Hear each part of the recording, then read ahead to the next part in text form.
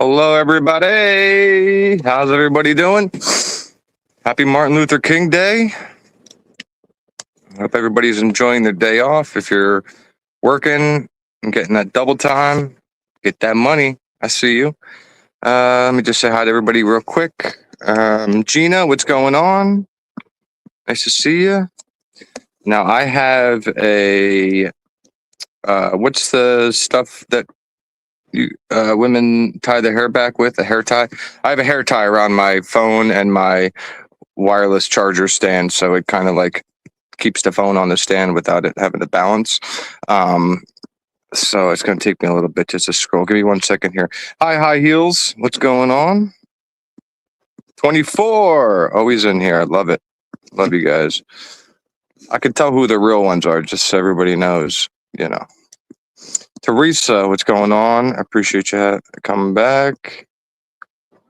Donna, hope you're having a great holiday. What's up, Julianne? Hey, what's going on? Hey, Meg, thanks for being here.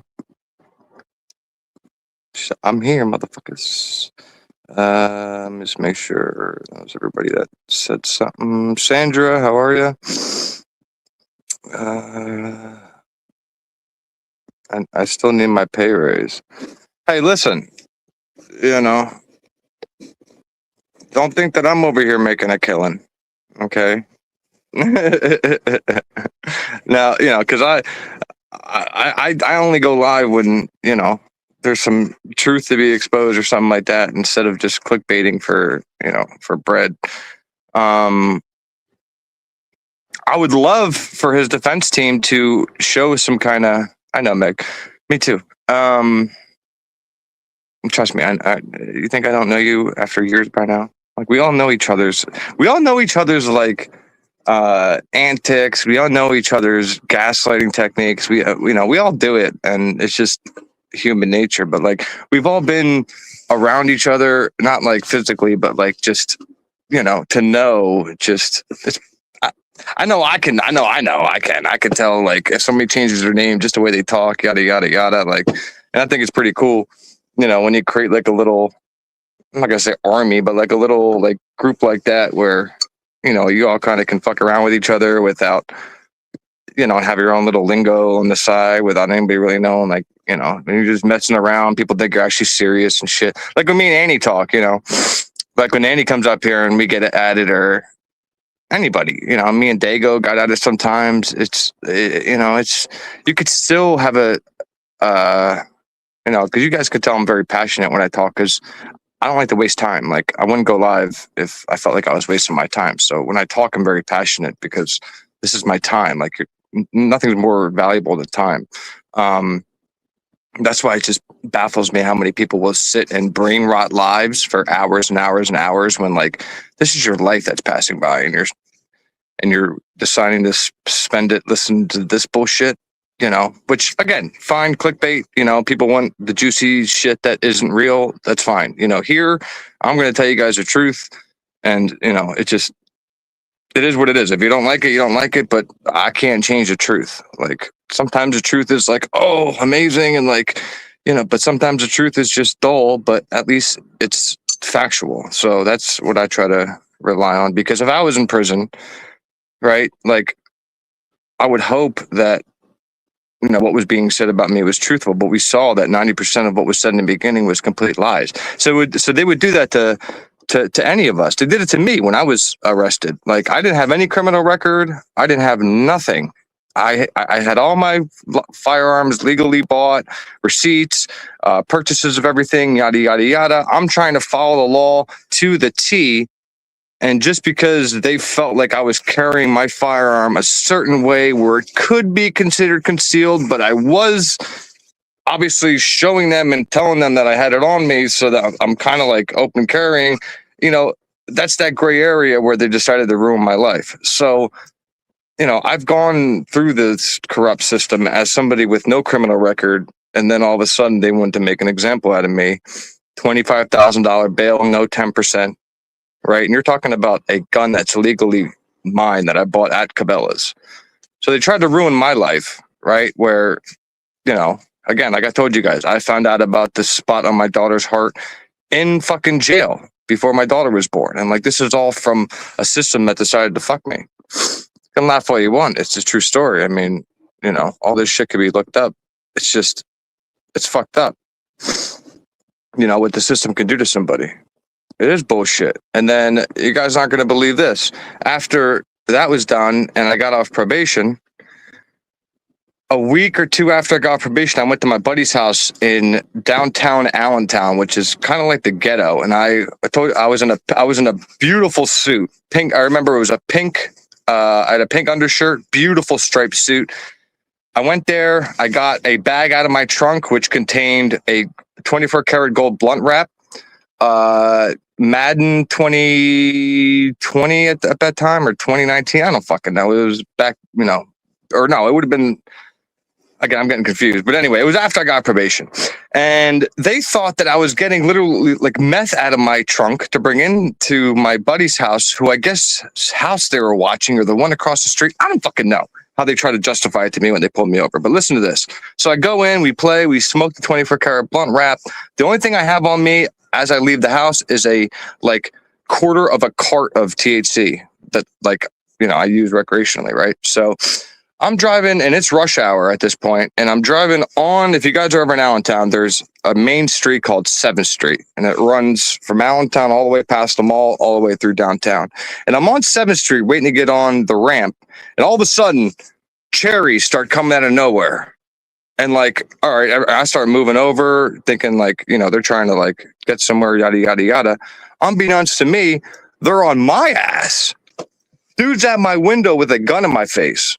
Guys, I could have sued them. If I knew like shit I know now, I just consider myself at that point as a kid, you know, still trying to figure out like the world. I could have sued the living piss out of them.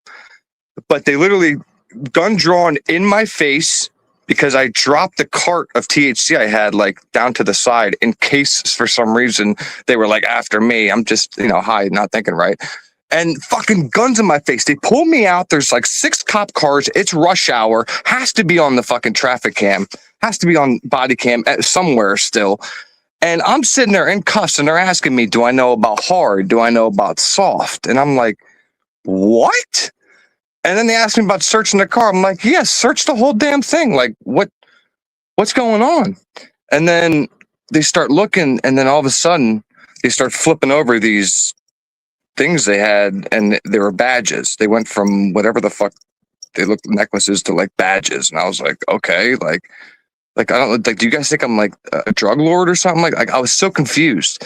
And they came back, and they all kind of just huddled and realized like they fucked up. And I'm sitting there in cuffs. They found nothing,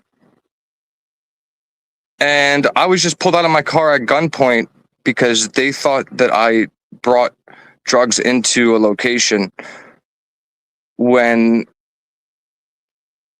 like, how is that not racial profiling? It was the pinks. I don't know what the fuck it's just I experienced the system go from, you know, me following it, everything being fine, 20 something years old, and all of a sudden, you know, it flipped on me. And then after I did a probation, I didn't have a hiccup in probation, I'm pulled out again at gunpoint, thinking that, you know, they thought that I was bringing in like kilos of meth. And it was because they were watching that block, and I pulled the grocery bag out of my trunk, they said. And I'm trying to think in my head, like, how does that justify pulling somebody out of their car at gunpoint? Like, oh man, I wish statute of limitations does not exist, guys, because I'm telling you right now, I'd be able to figure out the day. I'd be able to figure out the times and everything like that. Because I remember texting my buddy, like, yo, what do you got going on, bro? Because whatever shit was going on that block, the cops said they fucked themselves by doing what they did to me, because it all got back to everybody on that street, I guess. But, you know, I wish there wasn't a statute of limitation, because then I could request the body cams of that day. And then, man, at least I'd be able to own them and have them to, you know, be able to bring up and, you know, see myself on body cam being stripped out of my car because I was racially profiled for having a suit on. I don't mean, it's weird that I'm even bringing this up on, I don't mean to bring this up on like Martin Luther King Day. It's just the truth of what happened. So, you know, that's why I was always kind of iffy on the system and stuff. But, you know, I never hated the system. I never hated cops. You know, it's just, I went through a lot, you know. So yeah, so to me, for corruption to happen is so easily done that I don't know why so many people fight each other. Oh, it's so fucked up. Like the mental, like it fucks you up mentally. Like from there on, you know, you're always scared that like you're gonna get pulled over now, and you know, it showed me that they could do whatever they want with no repercussions, even though they all just got in their cars and left. Like fuck, we fucked up. I guess I was supposed to take action and do this and do that, which at that time, I just wanted to be left the fuck alone because I just got probation and like I want to chill and like be able to smoke again and yada yada yada. And they just pulled me out of my. This is all a true story. Like I said, if I could, I wish I could get the body cam and I'd fucking play it here and fucking show you guys like what they did to me. Like it's crazy. Ever been to Kensington Avenue? So when I was selling ejectable installation in the Philly area, this was after I left the cemetery business because I ran. If you guys type in George Washington Memorial Park, right there it's like, I don't know if you guys know where like the biggest mall, like the big King of Prussia Mall is. I'm sure everybody's heard of the King of Prussia Mall. I didn't have any drugs. That's the thing. Like all I had was the cart. But anyway, because he had the weed, I just brought the blunt wrap. But anyway, shit, that just fucking threw me off. Cemetery business, yeah. I was in the cemetery business for over 10 years. So I'd sit with like, you know, people who would put all their shit in check ahead of time before they passed away and stuff. And I was really, really good at it since 18 years old. So like I said, from 18 to 23, 24, I made a lot of money. I was working in Union, New Jersey, going to Newark, New Jersey, going to Irvington, New Jersey. And you want to talk about dangerous places and a white boy with a suit on? I didn't give a shit, right? So I'm making tons of money. Right. And, you know, because every time like somebody was shot, you know, like a gang member or something, they would have the memorial at the cemetery. And then I was in charge of like after, like when they would come after hours, and I was telling Annie this, and pour some out for their homies or like smoke some blunts. Like I'd go out there and fucking, you know, sometimes hit the blunt with them or something like that, or let them chill for an extra hour. And I'm not gonna say I gained respect like I'm a gang member, but when I was in like their hood, like I still have a couple of their numbers and stuff like that. But when I was ever in like their hood, I'd have to like let them know, and they would like come out and like it's no joke, you know, walking around Newark and Irvington, fucking selling cemetery property at 18, 19. That's what I was doing, straight up. But I loved it because I loved, you know, helping people, because that's exactly what you do. Because you see what the prices used to be, you see what the prices are. If they have to pay like the day of, you have to deal with crying families, and that's difficult. But if they put the shit, you know, ahead of time, everything's done, out of the way, kids aren't involved, spouse isn't involved, it's a beautiful thing.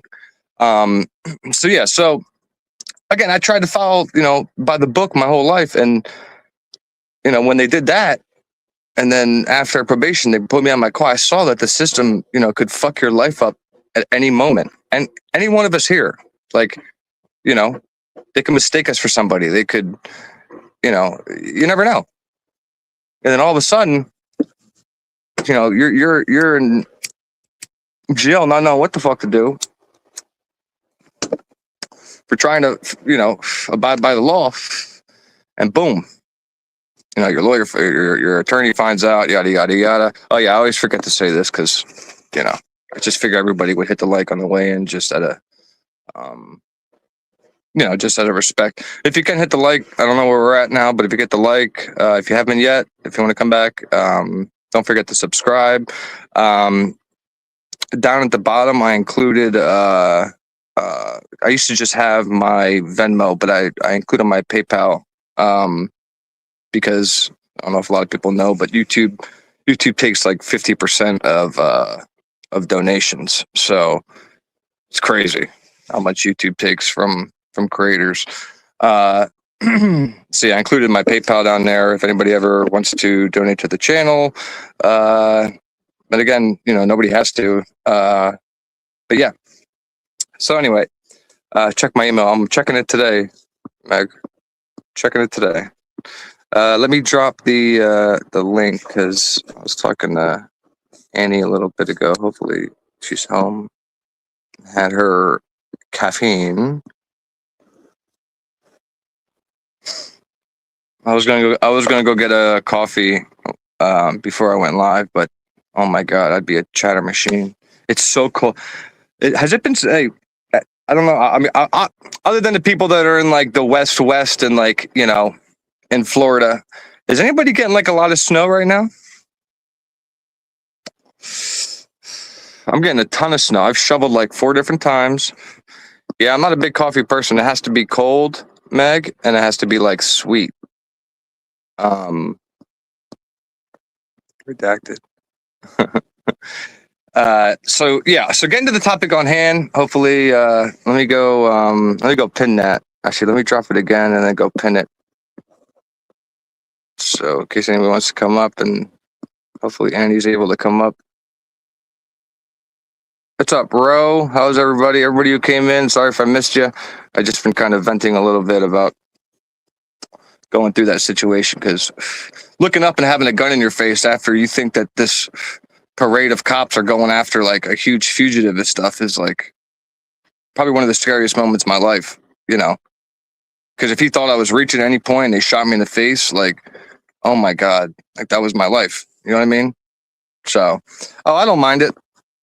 I like shoveling snow because then I get to go out with my daughter and, make the big pile and she gets to jump in it and stuff like that. So it's, I have a love-hate relationship. What I don't like is ice. Ice can kiss my prick.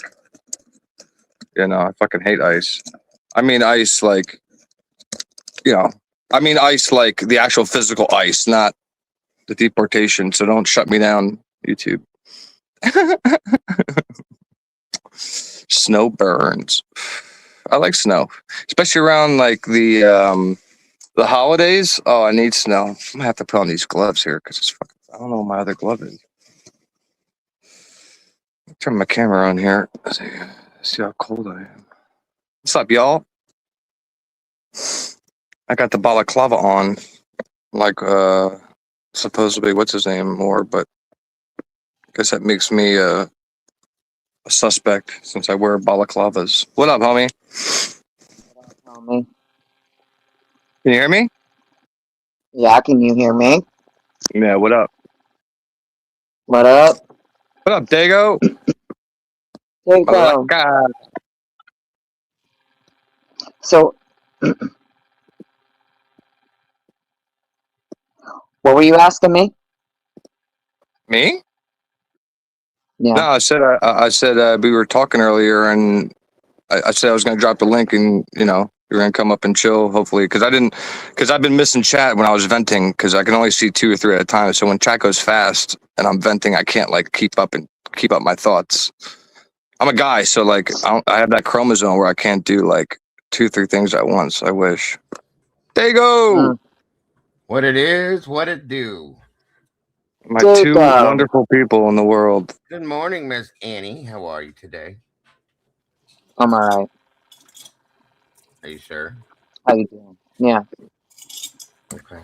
It's crazy because like I even though like we only meet occasionally and stuff like that, I don't go live much. I still talk to you guys more than I talk to like most of my family, like my family that have like moved away and shit like that. I'm telling you right now, dude, if I don't hit them up to say hello or this, that, and the third, it's crazy when you just sit back and see how many people like you let them respond to you and how many people disappear. Yeah.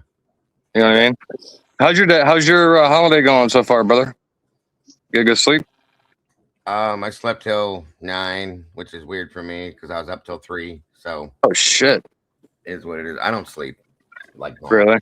Yeah, I'm like a vampire. I don't know. Dude, I don't want to sleep. To be honest, I've been having dreams. that I've been basically like captured and shit like that, and I'm in prison, but in this fucked up prison, and I keep having to say bye to my daughter, dude, and like I'm always on the run and shit like that, and it keeps morphing. It keeps morphing into like, you know, if I watch like certain like documentaries, like I was watching the Liberian Civil War and shit like that the last like couple days, dude, and it's been fucking up like, you know, ever since Brian, just thinking about, you know, Brian being in there, dude, and like him not actually doing this and your life gone. Like, that's it. You know, it's just Scary thought. It is. You know, I was having those nightmares before, but those kind of went away, and now they're kind of coming back. I mean, you can't let this stuff get inside you that deep, bro. No, but it does say something about you, because if it's affecting your emotions in that sense, that says that you really truly think about people in that sense. You know what I mean? That's my opinion. Yeah, man. Yeah, I again, it's just, and that's why my title is, you know, what it is. Is this more about the money rather than them getting the full, you know, justice of their children? I don't know. This looks like a giant money grab for me. I don't know what your thoughts are on this, or obviously I know what you think, Willie, but I'm curious because listen, right? So now we have a universe. So everybody was saying how Idaho's university didn't want their reputation to get all fucked up, right? Yeah. What about Washington State's university's reputation? You think that they want their reputation tainted? That they had a TA that was a oh, thank you so much, Meg. I'll check that in a little bit here. Like, you think they want that you know, that on their resume, that they allowed a TA to be a of course not. You know what I mean? Am I making sense? Because I kind of like explained it to Annie a little better earlier. That's why I'm torn, because I'm wondering if they're going to settle out of court because of that, or if they're going to take it to court and fight it because of what it could do to their name if they take an out of court settlement. That's what I'm a little torn on it. But as far as WSU goes, Annie, you there? Yeah, I'm here. Oh, okay. I just saw you were muted. Meg, I just saw your Meg sent me 20 on she sent me a $20 sticker on what's it called, Venmo, and said that that this is for Temu money. I actually haven't. You know what's funny? I haven't bought shit from Temu, dude, because I like I didn't know what else to buy. I bought so much stuff. I bought, like, you know, I was telling you, those soapstones and stuff to, like, you know, sharpen. I have like the grinder, just so much stuff but now I just buy stuff for Lee all the time because it's so much cheaper than Amazon, dude. Yeah. Oh my God. Thank you so much, Meg. I'm going to what were you going to say, Annie? Oh, I was just going to say, I don't think WSU is settling this at all. You think you're going to take it to court? I heard about Sheen. I think they're going to fight it the whole fucking way. And I think a lot of the reason we're not getting anything from Hippler is because the people doing this lawsuit for the civil suit are trying to get all of the discovery in the case. So that's just my opinion, and I think that's why Ada County has been holding on to everything. So what happens? What happens if WSU comes out and says, "Well, guess what? You know, even though he pled to it, right? We still haven't seen any evidence that Brian did this crime. So we, as a university, don't believe that he committed this crime." What if they say something like that? Is that the angle that you think they'll take, though? I don't know. You know, this is, you know, I'm asking. That's why I'm asking you. Go ahead, Annie. I think the issue is going to be the parties in the case are going to have a really hard time proving that they facilitated Mr. Koberger stalking WSU students when nothing was ever filed, and where the alleged complaints went to, Bingo. They were never followed up on. They were never given to police, even after his arrest. All of these all of these people allegedly thought he was a stalker, a potential rapist, etc., but they never called in a tip and they never notified police. So they're going to have a really hard time proving that WSU facilitated him in any way, considering these alleged 13 victims at WSU. No one ever reported it to authorities, and this is including people who are mandated reporters for the university. Bingo. Yeah. Here's another thing I want to add to that too. I think if because WSU, it's a college, a university, they have to have decent attorneys. You know what I'm saying? So I think what they'll probably do, this is again my opinion, you guys, is bring that to the table, what you just said, Annie, and say, well, why was nothing filed before Brian was arrested? It's kind of interesting to us, Your Honor, okay, as if I'm the attorney. I'm just saying I suck at it. I know that none of these things were filed in there was no complaints filed or anything until Mr. Koberger was arrested, so on and so forth. And that right there in itself, if that gets brought out that way, it has to be seen for what it is, in my opinion. You know what I mean? Think about it though, like even after his arrest. Yeah, they still didn't. Even after his arrest, there's never a tip. There's over 45,000 tips called in, and not a one of them is for him. Right. That's a good point. That's a huge point. Very interesting too, because that could be that would be interesting. That you think that this stuff, you guys, if it's seen by well, no, because they're not going to do anything anyway. I just wondered if they see this go down like this, if it could change Brian's case at all. What do you mean? You know, maybe have somebody say, hey, we need to relook at this. If this is what happened here and this is what happened there, you know, it's just, I'm just curious if they would say somebody, it would have to be probably the Department of Justice or something, would have to say. I think that Lana hit the nail on the head. If I'm the attorneys in this case for the families, the very first person that I want to depose is Mr. Koberger. Oh, yeah. And then that's how you're going to find out whether or not Mr. Koberger plans to appeal. Because in my opinion, if he's going to appeal, his lawyers are going to say, he's not talking. He isn't. You're not going to depose him. He's not giving any statements, you know. And I think that's how you would know if they're planning on any kind of appeal. They're not going to want to make statements, because when you think about it, what the families wanted was answers about how he did it, why he did it, and they never got that. And one way you can get that is to sue the university and depose him. Very good point.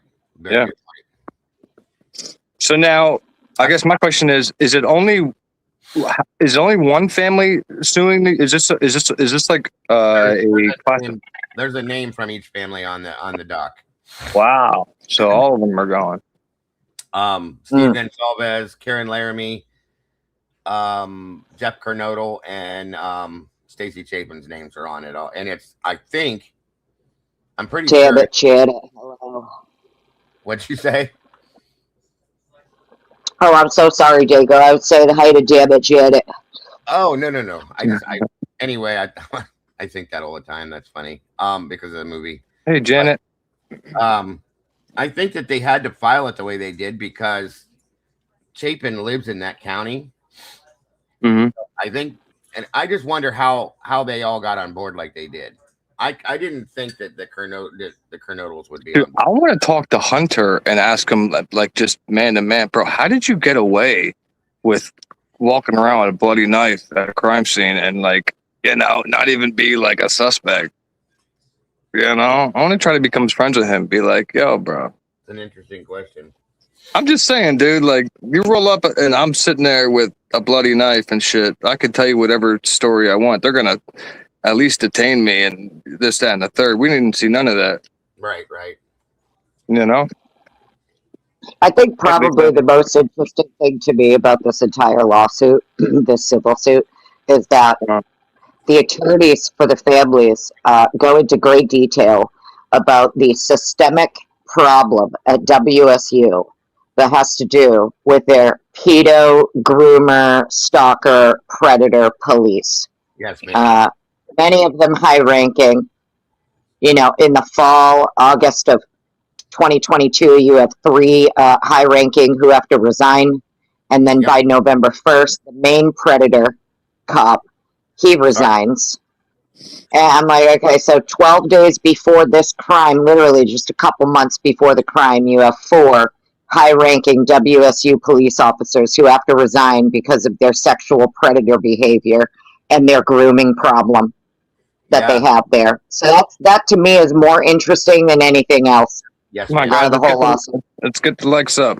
Yeah, that's fucked. Yeah. Well, when you got, was it the WSU chief, assistant, and the captain, all 3 resigned. The one that was initially accused, Sergeant Cochran, maybe I might have that wrong, but anyway, they're all high-ranking, officers per se, and they all. I mean, and that shouldn't be allowed, you guys. That should not be allowed for people like this to be able to resign. It's an issue for me, and just move along like nothing happened. It should not happen like that. It's a problem. There should be accountability in that aspect, and it makes you wonder though, because I've been talking about it. They all resigned. They should also not allow somebody to plead if there's massive amounts of evidence on other individuals, in my opinion.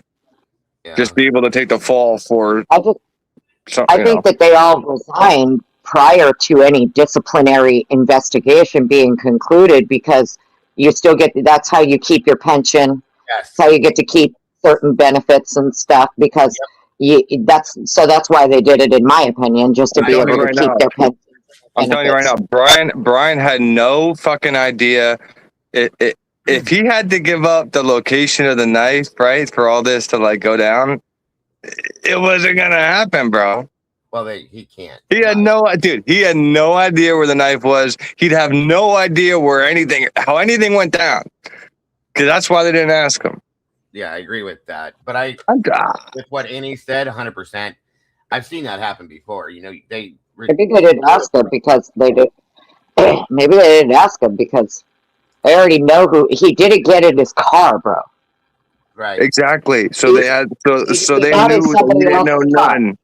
They knew he didn't know nothing. And I just don't understand as a parent, right, how you can look at all this and just be like, yeah, Brian Koberger did all this to my child. No fuck way. If you're going to go by the actual facts of the case and like the evidence of the case. So, yeah, I don't know. I hope his team's doing something. What were you saying, Annie? Why do you keep saying that? It's forensic. Oh, I just thought I was like setting it when I said something. No, I didn't hear what she said. I was just trying to make a point off her point. No, I got you. Yeah. I just think it's, I don't know. I just feel like, why all of a sudden now our family's jumping in to like sue? Where were the families outspoken about like, why was it only Steve and like only here and there we'd see like a family pop up? Why weren't they more vocal about like, hey, where are more arrests? That's what I'd be like. Where are the other arrests? Well, I told everybody in my channel the one day, I said, if this does go to court and the Chapins go to court and they run this whole, I'm gonna have a problem with that. They didn't want to go to court for the trial. They didn't want to go for any of the hearings or any of this stuff. They didn't have wanting to do with this at all. But you're gonna go with this. That is gonna be the deciding factor, in my opinion, as to what tells if this is a money grab or if this is for real. Now, if they don't want to settle out of court, if that's what it comes to, okay, the families, and they want to push this and they want to go to this, I think that's what will again make me believe they're doing this to try to get the discovery, maybe to get more information, to get answers. But again, if they settle out of court and they're okay with it, that's a money grab for me. That's 100% my opinion. They should be suing Moscow and Latah County and that's who they should be suing in Idaho State University. None of that's happening. So yeah, exactly. But 2 years now, So the house was on Idaho's campus, correct? Well, it wasn't like on campus per se. It was right outside of campus. Yeah. Okay. So then, but I forget how the whole thing went down. Whose school had some guy that was his like childhood house and shit? Was that WSU? No, that was Idaho. That's Scott Green. So so Idaho was the one that decided to knock the house down. Is that correct? Scott did, yeah. Yeah. So that'd be the first, person I'd go after is you knocking down the crime scene of my child like that. When we specifically sat here and begged you not to. Scott Green was born and grew up in the house, lived there, blah, blah, blah, as a kid, so on and so forth. And from my understanding, I don't know if this is true or not. If anybody else does know for sure, I'd like to know. Supposedly, because of the LLC situation, he still had his name on that or somewhere. Okay. I don't know. You'd have no standing. You'd have no standing to sue the University of Idaho for tearing down the house because both sides, defense and state, signed off on it. Yeah. So you have no legal leg to stand on, even if you tried to do a civil suit against the university. I don't give a shit what legs I have and what not. I'd do everything I can possible to make everybody pay for, how they handled this and the death of my child. I'm sorry. A lawsuit for tearing down the house, no, but a lawsuit for not protecting the kids or something in that sense like that, maybe. I don't know. What do you? No. Not even that, Annie. No. No, because it's an off-campus house, so the university has no obligation to protect anyone in it. Okay, yeah, I guess that does make sense. Well, it's a privately owned home. If nothing else, I think they should sue Latah County and the city of Moscow for defunct investigation, so on and so forth. But they probably wouldn't have a leg to stand on for that either because they're protected in those aspects. Yeah. And then you have both parties, and being okay with it. Obviously, the prosecution being okay with it. Like, that's just, I don't know, man. This was all done shady as shit. What do you guys think? I know what you're going to say already, Willie, but I'm asking a question anyway. Why do you guys believe that Ann was okay with them tearing the house down? Since you brought that up, the house thing up. I was going to ask that exact question, but I went into the kind of just making a comment, but yeah, I'll let Annie answer that. That's more curious. Like, I know what you think. I think it's obvious why Ann had no problem with them tearing it down. Because by the time Ann was allowed access to the crime scene, it had already been so obliterated, contaminated, and changed. There's nothing she could do with it anyway. Good point. Okay. She wasn't even allowed. She didn't get into that crime scene until after Koberger's arrest. This crime happened November 13th. He wasn't arrested till December 30th. She's 7 weeks out from the crime before she's allowed in it. What's she going to do with a house that's already been changed, contaminated? You know what I mean? By the time we're investigating. Here's the thing. In my opinion, that house could have helped the defense more than it helped the prosecution. So I'd want that house standing so I could bring that fucking jury in there and scream this, scream that, yell this, yell that, dogs barking, whatever I had to recreate to show a jury that anybody in that room would have heard flat out what was going on, or on the first, whatever, the echoes and stuff like that. Echoes you can't recreate when it comes to a dollhouse and shit. So I'd want that standing because, in my opinion, that would have helped the defense more than it help the prosecution. So I agree with that. Yeah. But like she said, that does make sense. And I'm thinking back to the hearings. I think Ann did kind of say something like that in one of the hearings. So I agree with you on that one, Annie. It just, if anything else, and with what Willie was saying, yeah, it would help the defense to some aspect, but again, it's done. How's it going to help? How's it going to help if your crime scene has already been trampled, contaminated, changed, beds have been moved, mattresses are gone. You have an eyewitness. Have already been cut out. You have an eyewitness that we're going to recreate exactly what she heard, what she did, all this kind of bullshit about her running on the steps, them being downstairs for 8 hours, and all that stuff. Whatever has to be recreated for a jury. Listen, being in a physical situation, being in a physical house, hearing the echoes, being just in that position is way different. I'm sorry, than looking at a dollhouse. They would have. They Do, would have. do you not agree? They'd have turned that around, Willie. They wouldn't have went that direction. I don't think. Why not?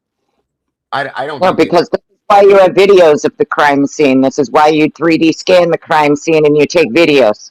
Yeah. Okay, you still can't recreate an echo I mean, or physically being there. Why did you know, in the Murdaugh trial? Why'd they have to go to the crime scene?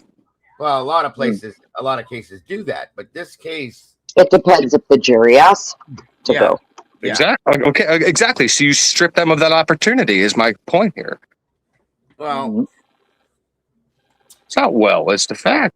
no, what I mean is like that everything in a Crazy. perfect world, in a normal world, yeah, those things would exist in that way. I believe that, but this case is so upside down and has been from day one. I think they would have probably ran in another direction. They wouldn't have. I'm just saying, man. If that's the last place where my daughter took her last breath, and you're ripping it down like it's nothing, saying you're gonna make this garden and shit, which never really happened, I just find it very disrespectful, man. That I have a vengeance against whoever, you know, shut my opinion down about the house where my daughter took her last breath. So I don't know. Well, I mean, the you know, Unsolved has expressed that they absolutely did not want the house tore down. But I think Nora, my God, Xana's mom made the statement about that as well.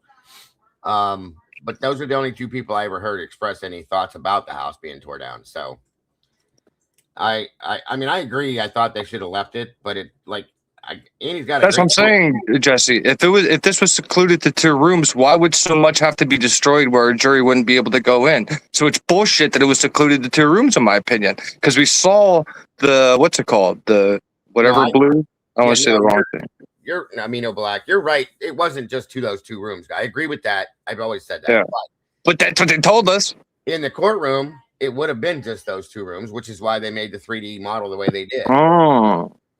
So that's corruption. That's a lot. Like they're molding this how they want it to sound to a jury, just so a jury can believe it instead of it being the actual truth. That's fucked. That's what it was always been about, Willie. The whole thing.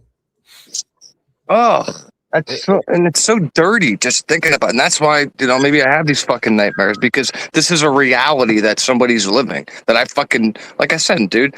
Okay, if I knew him, even if we were like kind of cool, right, and he came to come to my parties, it's completely different than the fact that his mother put knowledge in my skull, right? I look at it completely different, you know. So, you know, I just find it very fucked up of what they're living through, because that's basically their child dying, you know. And we've seen no evidence so far of like how he did this or nothing. They were just like, yeah, that's him coming in on video, that's him leaving. Yep. 3 minutes. Goodbye. It's miraculous. It really is. So we're a first world country. To me, it's obvious that I just look at it from the angle, if he's already pled. So if he's pleading, doesn't matter, in my opinion, why he pled. I don't care. I don't care what his reasons are. Everybody's like, he did it to save his own life and blah, blah, blah. You're going to die in jail.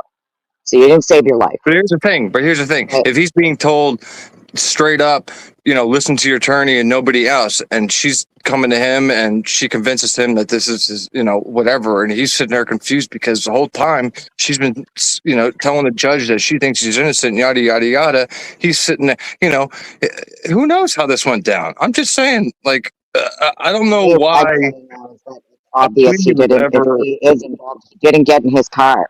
There is another vehicle, and they got the vehicle wrong. And then your whole story has been so quiet speaks volumes if they don't proceed in any kind of other way, in my opinion.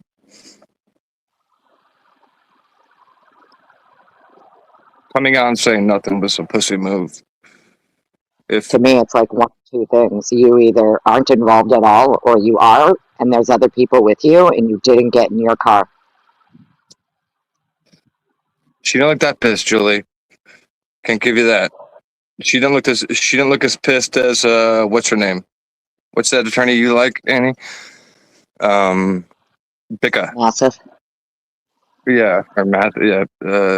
No, one of them looked disgusted. Yeah, that's Miss Massive. Yeah, that's Miss Massive. Yeah. I'm just saying, like, it just seemed like they were so eager to fight his innocence, and for that to just go out the window so quick overnight, it caught us all by surprise. It was just like, what? But I'm I just still trying feel in the to. bottom of my For heart, me, Annie, if Brian truly got a fair, speedy trial and he was represented properly, and an attorney realized that they had nothing and was like, "Let's do the fair, speedy trial," I think that Brian would be either out right now or who knows. But that was a mistake to waive that. I think that based on this lawsuit, if what they're saying is true, and all of these people in his PhD course, including the professors, other teachers' assistants, and students, all collectively collaborated together Hope so, to not Jesse. only track him, keep Mhm. tally boards, and all of these boards tracking how many times he stared at someone, how many times he did X, Y, and Z. To me, it's like you triggered him. Then they held a meeting for everybody in the entire department that was Mhm. all around sexual harassment, and they did it to embarrass him. No So evidence. if any of this is true, right? I'm just thinking about it because you know me, I'll go either way on this. I don't give a shit. I'm Mhm. not like everybody else. I don't have an opinion because I wasn't there. I can only go by what's being said, what he's pled to, what his attorneys have said, and what this lawsuit says. And if they're right that leading up to these murders, his staff, other staff members, students all collaborated together to not only track him, but basically stalk him and then embarrass him. I mean, I'm Yep. just saying, Yeah. it That's could where be I'd a be. trigger. That's a good point. That's a good point.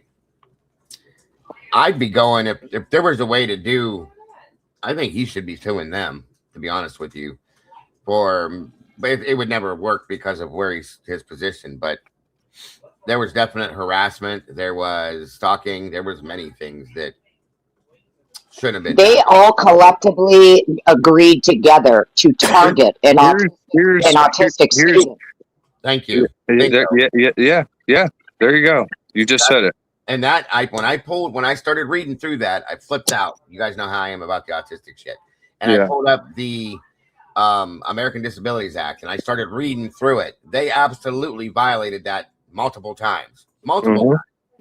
That's a criminal situation at that point. You're basically attacking, harassing a a person with a disability. No You doubt. know what Period. else blew me? You know what else Admitted. blew me away on this too is that you have these there's allegations that Been that for Mhm. one of these students allegedly It's only one at she Becky. literally she fled the classroom in tears Yes. because allegedly Brian said something to her that's discriminatory. Now, they don't give examples of his discriminatory statements. They Oh, just say that the things he said are discriminatory.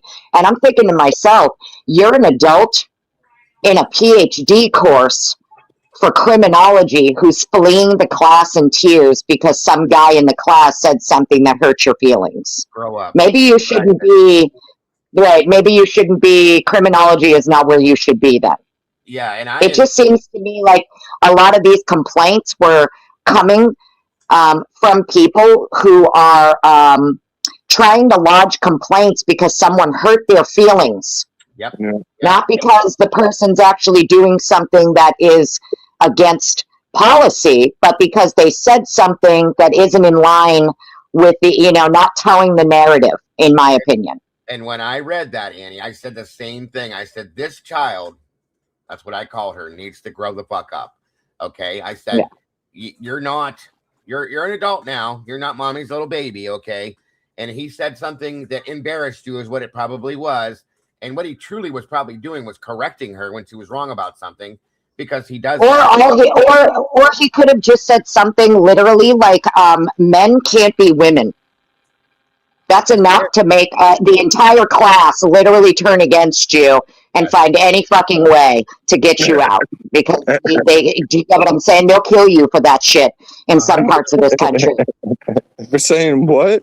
You're not lying. You're not lying. He could have said that men can't be women, and They'll kill you in some parts of the country for saying this shit. That will turn the world upside down on you for sure. Well, they'll try to get you fired from your job. They'll call your employer. They'll dox you. They'll dox your family. They don't give a fuck. Yeah, but that shit's over now. It's not. No, it's not. It's not. And not on the college campuses. It's not. No, it's not. I'll go on a college campus and tell them right to their face what's up. Listen, my dad used to say a whole bunch of these slang words as just messing around with me outside, you know, just dicking around. Like, and all of a sudden now words hurt people's feelings so much. It doesn't make sense. Everything has to be politically correct now, Willie, and you know that. Like my dad used to call me a pussy all the time, but it was, you know, and then like I'd give him it was a head nod, right? Like a head nod meant like you're a pussy, you know, and then I'd give him a head nod. You know what I mean? Like, Brian probably used the wrong fucking pronouns or something towards this chick, and it made her flee the class crying. You know, it's like these kids, these are adults on college campuses who need cry closets and fucking squishmallows to snuggle and coloring books and shit for when they're feeling overwhelmed. These are adults. Federally funded colleges, by the way. We're paying for them to have cry closets and fucking coloring books. It's insane. Yeah, so, and it's a shame because, like, you know, when you were able to have debates on college campuses without getting shot in the neck. And remember, I hate both sides, so don't be like, "Oh, you're right wing." No, I'm not. I'm just saying when you could have, like debates without getting shot in the neck. You know what I mean? Like you saw how many, like, just the amount of craziness that I saw from these students. It was like, this is our future generation. It was just crazy to see. It's the snowflake generation. That's exactly what it is. No offense to anybody. I'm not trying to be mean, but it's absolute. Okay. Okay. Here's a perfect example. Willie and myself both come from ethnic families. Okay. Greek, Italian, whatever. They don't believe in none of that shit, you guys. I'm telling you right now, you smacked in the side of the head, get your shit together, you dumb fuck. Things like that. Okay. That's how I was raised, period. And like he said, you know, the men in the family are a little bit different culture there. Like families stick together in Greece, you know, because that's how, you know, Greece doesn't have the best economy, right? So that's how you get by. But you know what I mean? Like you don't. It's just it's a completely different mindset, like you said, dude. The ultra sensitivity and things like that, and it's been allowed, and nobody stopped it before it was too late, and now here we are. And I don't want to go off on a tangent because I will. It's a whole different subject from where we're at, but it's a fact, and that's what's going on in this with this girl in this situation. She was probably babied at home. Tony. That's so dumb to me. That is so dumb to me to have a cry room. What the fuck are you talking about? Is that real? Because like, yes, it's real. I worked at Amazon. It is 1,000,000% real. When I was 18, but didn't have no cry room. I didn't hear what you said, Annie. Say that again. I said it's 1,000,000% real. Go ahead and call up any college. You pick a college that's federally funded across the country. Call them and ask them about their safe spaces for people who have emotional dysfunctions and they don't know how to control their own emotions. Being dead ass. Coloring books, stuffies, cry closets. They have it. Yes. I can't do it. I can't. I'm with you, dude. So like that's what I mean. Like, you know, just I can't imagine. Like, oh man, we give people the rope. Okay. Back in the day when you had to wake up and literally go hunting for your food and shit like that. Like, imagine if just overnight, you know, this generation or anybody had to do that today. They'd be cooked. If you take somebody's phone away from them, Willie, I guarantee you they're going to need psychological help at that point. Not everybody. Oh, absolutely, dude. There's a lot of people. Okay. And that's how bad it is. That's how bad it is. And it's unbelievable. And we've allowed for it. But it's a fact. I'm just saying, we've allowed it to happen. Nobody stopped it when it was still early on, when it could have been stopped, I guess you could say. But it's absolutely insanely ridiculous. I heard about that cry room shit before. and that's why when she brought that up, I was like, oh my god, I can't get past that alone. Okay, Yeah, I thought that was just a joke. my That's wife, crazy. where my wife works at, she told me that Right? people get stressed out. Okay, people get stressed out at their jobs. That they will give you an extra break to go sit down, and it's like a meditation room in this room You where can literally call out of work or school asking for a mental health day. mental health day. I need a mental health day. You're Yeah. lying. People do it all the time. I'm being dead ass. Yeah, Oh if you my don't allow for it, god! if you don't allow for it, Where have I been? they can be sued. They can be sued for that. What a time! That's partially what's going on. My right? dad ever tell you Malaka? No, my dad. See. Malacca. Yeah. Well, my situation is a little different. My biological father gave me up, so I was raised by a Pennsylvania Dutch. You know, like my dad's Pennsylvania Dutch, so I was raised like fucking respect. Like, I wasn't allowed to sleep past 8 o'clock on a Saturday. Like, if I was bored, you had to go pick up sticks. You know what I mean? Like, my dad didn't fuck around, dude. Like, we had to chop wood. We had a wood stove, so I had to chop wood in the middle of. And if there was no wood for that night because I didn't fill the fucking thing, then I'd be outside, dude, in the middle of winter chopping wood at fucking 9, 10 years old, wheelbarrowing that shit over to the. I worked on a farm. I still remember it, dude. But listen, it made me who I am today. Understand? Like, my dad didn't beat my ass. He just he taught me discipline. No, You know what I mean? And both. like respect. I had both.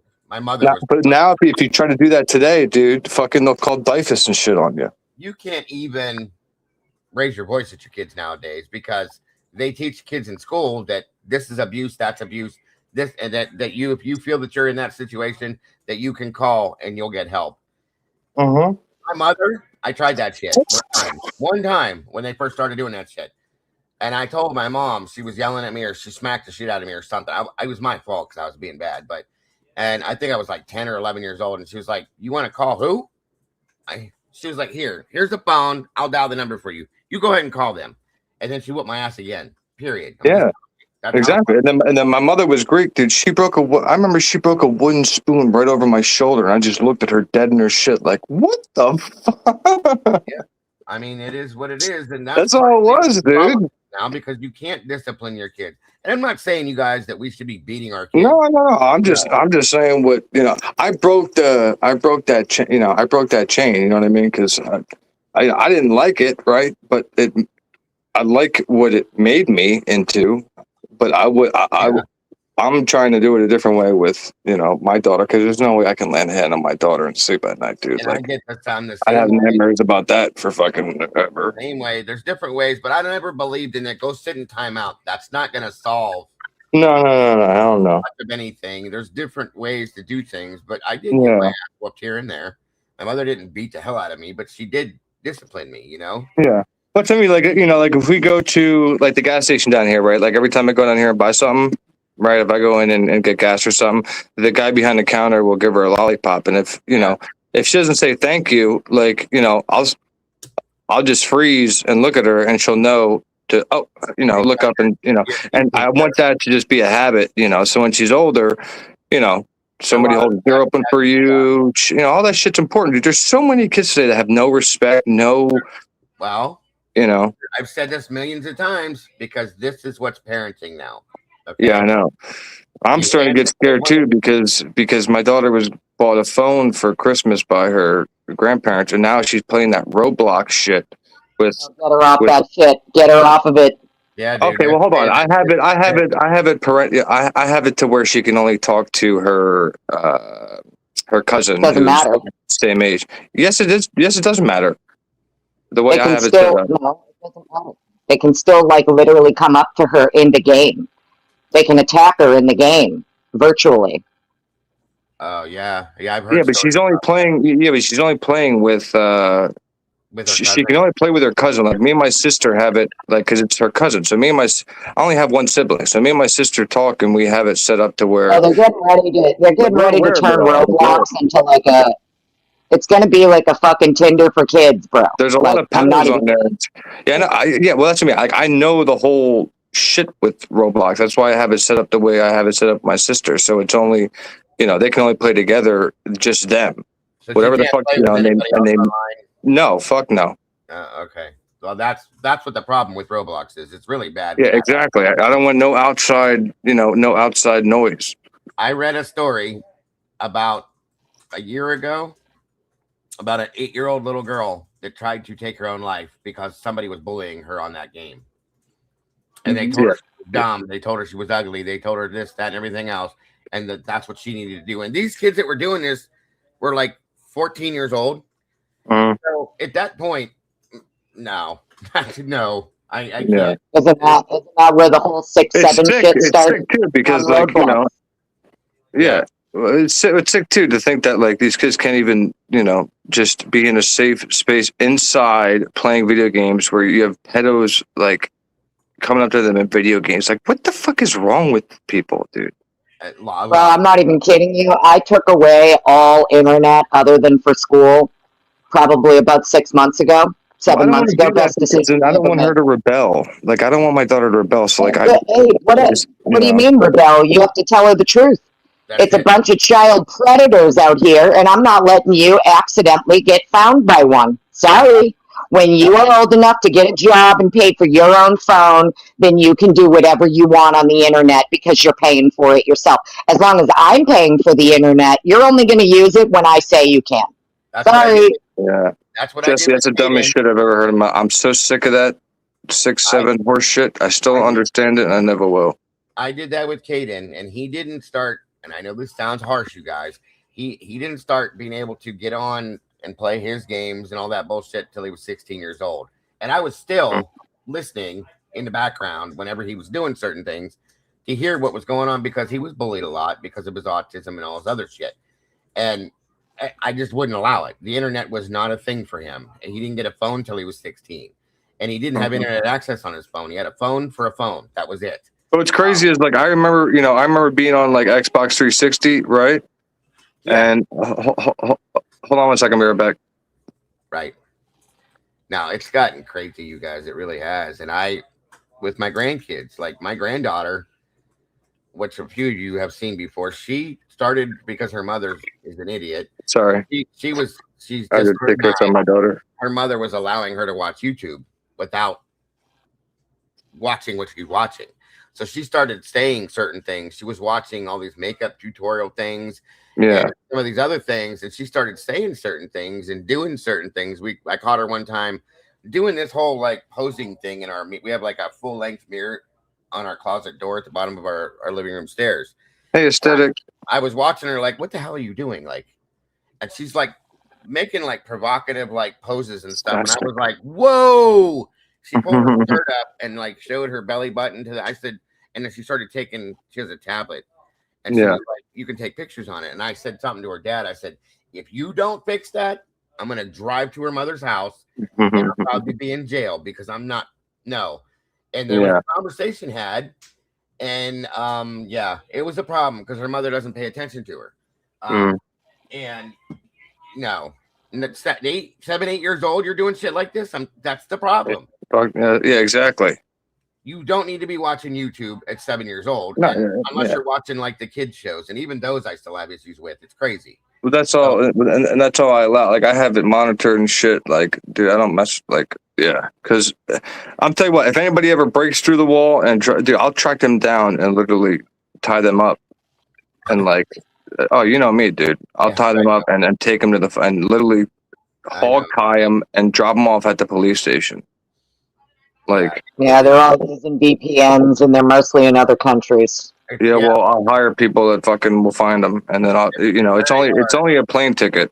These people know what they're doing. That's the problem. They're professionals at being sickos. Yeah, but I did research on these fuckers, and they're getting caught everywhere. Yeah. I'm just saying. Where you take down 10 more pop up. Yeah, that's the sad part. These fuckers are weird, man. It went from pulling up to seeing Chris Hansen to now they're on these kids' games trying to That's crazy. there are a lot of It just gets back to this lawsuit. Like, even with this civil lawsuit, like, for me, everything I read out of this 126 pages, it's just like, it's Birchmore vibes all over again, except with college students. It's not minors. Right. It could be minors, but based on the lawsuit and what we're reading from it, to me, it's giving Birchmore vibes all over again. It appears there's a systemic problem out there of predator police grooming young college girls, and they're all aware of it, and they know about it, and they've been covering that shit for a long time. Yeah. I'm just saying, like, okay, so like as a parent, right? Like, like, would you guys be okay with just how this all end? Like just how this all ended. Like Brian pled, they're telling you, okay, he's the only one that did it, yada yada yada. Knowing all the information that we could know without actually, knowing the documents that's all sealed and shit like that. Like, there's no way you would be okay, right, with just them arresting one person when they literally came out and said that how many people, experts and shit, and even the prosecution said that multiple people are involved. Then why aren't they pursuing the other suspects? If the prosecution is literally saying it, why aren't they pursuing other suspects? Who? Why isn't who? What do you mean? Why is ISP?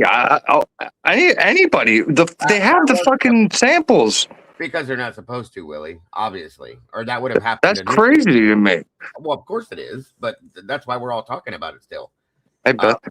Yeah, but I'm just saying, like where's the outrage there instead of, this civil lawsuit for money? Where's the outrage of wanting, another proper investigation done and more people arrested for the death of your child rather than just this Superman who went in there and stabbed my child 50 times? Because I'd tell them to go fuck off if they told me that that's the same guy in a car 2 minutes later speeding away. Sorry. Where's the outrage because they didn't test the other blood that was on the sheet and the other? That's what I would be freaking out about is what you have blood DNA samples, and I want full justice for my daughter. Fuck your money.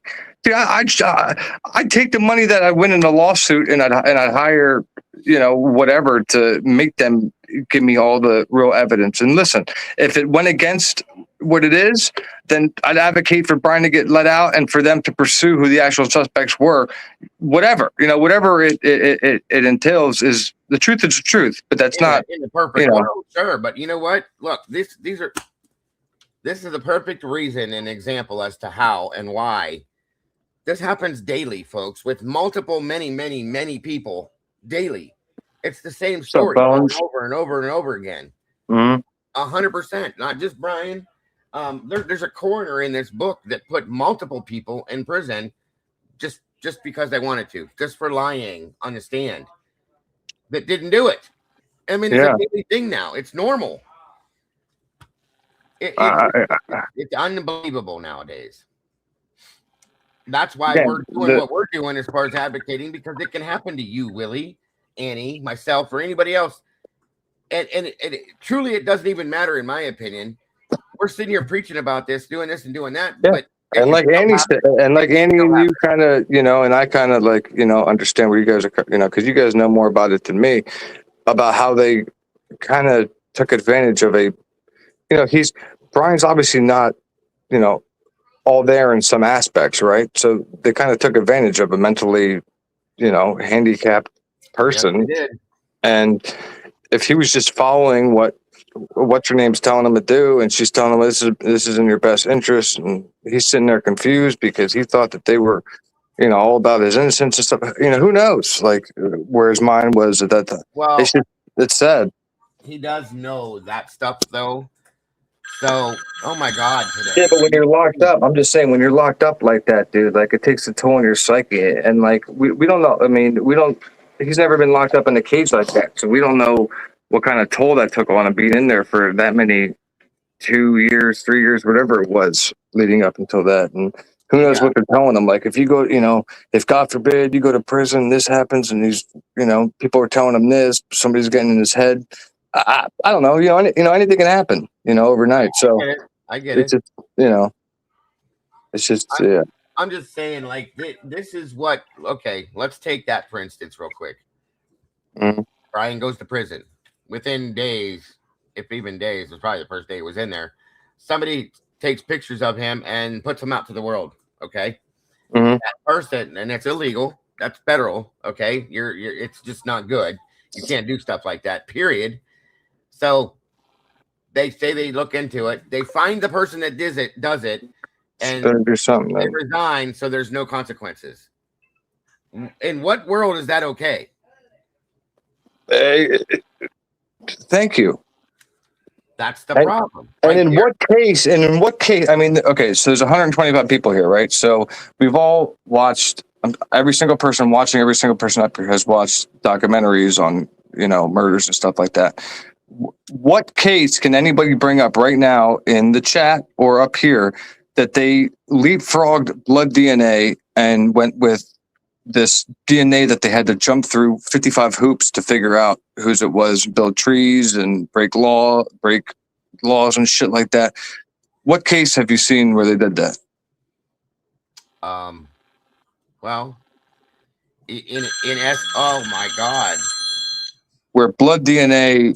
Where multiple blood DNAs didn't matter at a crime scene, but yet this I mean, invisible that doesn't touch happen. transfer that in any regular occasion they would never try to use in as their bread and butter, because defense attorneys love touch DNA. Because that gets people off because of how they can show a jury how easily it's transferred. So that will never make sense to me ever. No, I agree.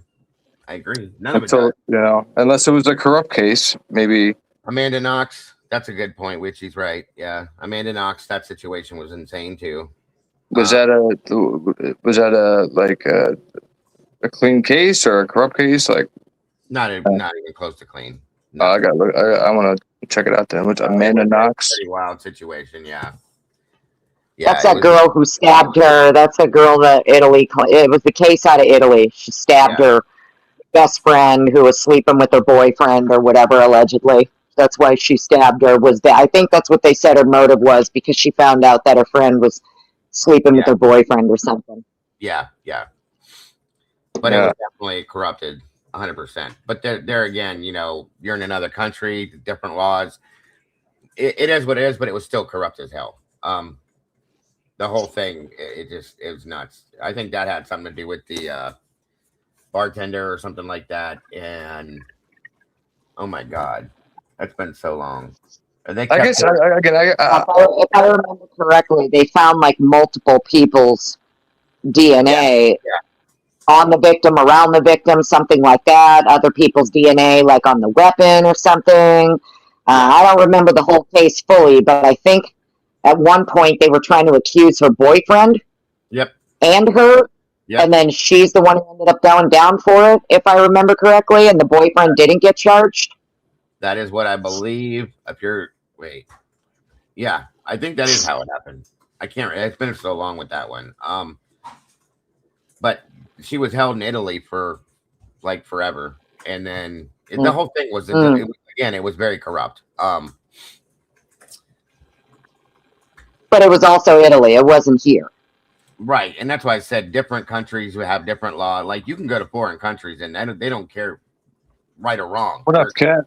Whatever they choose is what happens. So Meg said they both went. The one thing I do find amazing about other countries, though, that I will admit, is how lenient they are, like with like some crimes and shit. How they give you like 10, 15 years for taking a life, where here, you get like automatic life in prison. You know what I mean? It's crazy.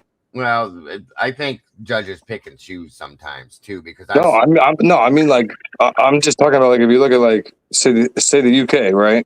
Like, you won't find a lot of people on death row or full life in prison or anything like that. Like, it's insane how little they give them. Yeah. I mean, like I said, it happens here. You'll see some people that have committed. Two people that commit the same exact crime, and one judge will give 25 years, one will give 9. Oh yeah, you know what I mean. with parole and that. Yeah, it's up to the judge and how they feel that day or whatever. And I don't think it should be that way. Just like with this case, I don't believe in a capital case. This is a wholeheartedly, like, I truly feel this solidly now after seeing all this shit. I don't believe that you should be able to present a plea deal in a capital case, period. It just shouldn't happen. I don't think that should ever be something that should be available. I think that if it's a capital case, then it needs to go to trial no matter what the scenario is, period. Yeah, the DOJ definitely needs to put policy in place that any prosecutor, doesn't matter what state you're in, if you attach the death penalty to someone's case, you are not allowed to retract it later. Yes. You do not get to use the death penalty for the purposes of leveraging a plea, ever. Nope. I agree with that fully, and they need to change that shit like now. And especially, like, also, when you got a prosecutor that doesn't believe in the death penalty, that tells you right there that he only used it for leverage, like she just said, because he doesn't even believe in it. He's not going to prosecute and push it because he doesn't believe it. In turn, when he added it to the case, he knew what he was going to do from the beginning, in my opinion. Truly. And that's why, and I think that's why Anne fought him every step of the way. Yes. Up until the end, because she knew he would only attached it for the purposes of leveraging the plea, which is why she repeatedly tried to get it removed. Yep. And couldn't. She knows Bill's game. She worked, you know. Yeah, she knows. She used to work with him. For God's sake, she knows, you know. I don't know. I just wish it was a game from the beginning. It was taken to trial, dude, so we could have seen at least a freaking like, those two. My question: can either one of you put yourself in the situation, like even in the brain space, that for whatever reason he took the plea? As of right now, there does not appear to be anything being done about it. So you would have to, at that point, it's you could grant everybody who thinks he's guilty, grant all of it, grant the state everything that they said, how he did it, in the time he did it, allegedly, right? All of this, grant it all. They still would never be able to explain how he got from that slider to his vehicle and did not transfer a single microscopic speck of this crime scene or a victim into his car. Right. Exactly. They absolutely if that's the car he got into. I'll never, and that's what I mean. As a parent, you can't sit there and believe you have to believe he's Superman for this to, you know, for you to be able to cope with this. That's why, you know, I'd be asking so many questions. They got the car wrong. That's all it means to me. If you put yourself in the brain space that he is involved and he was there or whatever, that like they claim, all that means is that they still fucked up and they got the car wrong. Okay, but then that throws off everything. That means the whole piece is, it means everything is wrong. It is. Right, which is why they had to stick with that it's his car. Because you can't say it's a lone perp, but he also got into somebody else's car. Now, can you? It's not about what you know. It's about what you can prove. You know what I mean? Yeah. I don't know. It's just disgusting how this went down. To me, it's obvious that if he is involved, he did not get into his own vehicle. Meaning, there's other people. He's not the only perp. And they've known that from the beginning. So how do you not trade that for less time if, you know, I don't know. He got what he wanted. They wanted the death penalty removed, and that's what they got. But if that's what she was trying to get the whole time. But if he's so worried about that death penalty, why did he even put himself in a position to have the death penalty against him if he could have just done it in Washington and life was the maximum? I know. It doesn't make sense that he would go into a state where the death penalty would be used when he had a plethora. You know, I was just talking to Lana about this yesterday. Like, even if I'm Koberger and I'm like, you know what, this is it. I just want to kill bitches. I mean, I'm not going to go into a state where the death penalty would be applied and I have a plethora of sorority girls that live within a block of me. You know, there's sororities all over the place that I can target. And he knows that. Because, and we know that he knows that stuff because of the papers and stuff that he's written in his studies. We know that he knows that. Exactly. So, there you go. So, like even Lucy says, right? He's not involved. And I respect everybody's opinion. I'm not someone who's out here forming Right. a hardcore stance on it. And I don't give a fuck. Call me a fence sitter. Call me whatever you want. I literally don't give a shit. Right? To me, it is not impossible that he is involved. And I don't think it should be ruled out. To be honest with you, I think that if you're ruling it out entirely, then unfortunately, he pled to it. He pled to it. He was asked to his face by a judge, and he said yes. He was asked if he did it, and he said yes. So it doesn't matter if we think he didn't do it. He did do it. He's involved. He's not involved. He's saying he is. I wish I could talk to him. Just be like, bro, why? Well, that's the thing is Because if he was like, dude, they fucking like basically brainwashed me to like, then I'd be like, all right, man. I don't even think it's that. There's a reason he did what he did. And I know everybody says this. I know everybody says this. Okay, there's a reason that he did what he did. What is it? It doesn't make any sense. I don't get it. But I think at some point maybe we will understand why he did it, and everybody can sit back and go, "Oh, okay, now I get it, and I see why now." I don't know. We don't know that they're not working on something against the prosecution right now to prove the bullshit that the prosecution was doing. Well, that's what I mean. I hope the fact that they didn't come out and talk and all that shit is because there's something going on behind the scenes, and that's what my beliefs are. And listen, guys, I'm gonna tell you right now. If this goes on for 3-4 years and nobody does a thing, nothing happens. Maybe the lawsuit. Then I'll stand here and say, okay, you were right. It is what it is. I'll never believe Brian did this.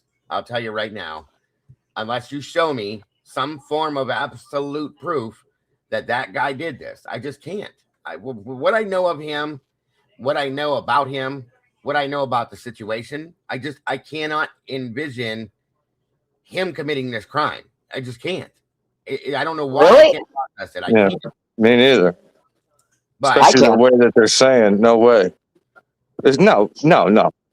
Come on, he could barely gut fish for 2 months. What? He's gonna gut humans as a vegan? Get out of here. Those are anecdotal stories from when he was a fucking teenager. What do you mean stories? That's facts. They're just anecdotal. It has nothing to do. There isn't a single person that can say currently that they know Koberger as an adult. You didn't even know these people. You're gutting people up you don't even know like that? No, that's personal. What she's saying, I'm just saying. Like, what she's saying really is I'm just saying. Really knows him.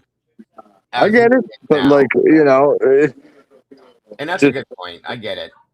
Running in there and just people you don't know, and it all just doesn't make any sense to me. I just look at it. I look at it from the sense, if I'm this autistic 28-year-old man who has problems making friends, can't get a girlfriend, and then I have all of these students, including my own professors, teachers, assistants, and students targeting me. Agreed. You would think those would be your targets. The people who are fucking with you on your campus. You would think that would be his target. But also, your criminology. It would make more sense, except for the fact that you're a criminology student and you understand. But at this point, he doesn't give a shit about being caught, obviously, because he leaves the sheath. He takes a picture the next morning. Like he's exhibiting all these gestures of not giving a shit. So why not just take it out on the people that have been, putting you down and making you feel it's been on your ass for the past month or two? That's just human. I'm just saying. Not drive to a state and take it out on fucking 5 cars. I'm sorry, that just doesn't But that's what they're saying was done. Agree to. So what? You sound a little bit robotic.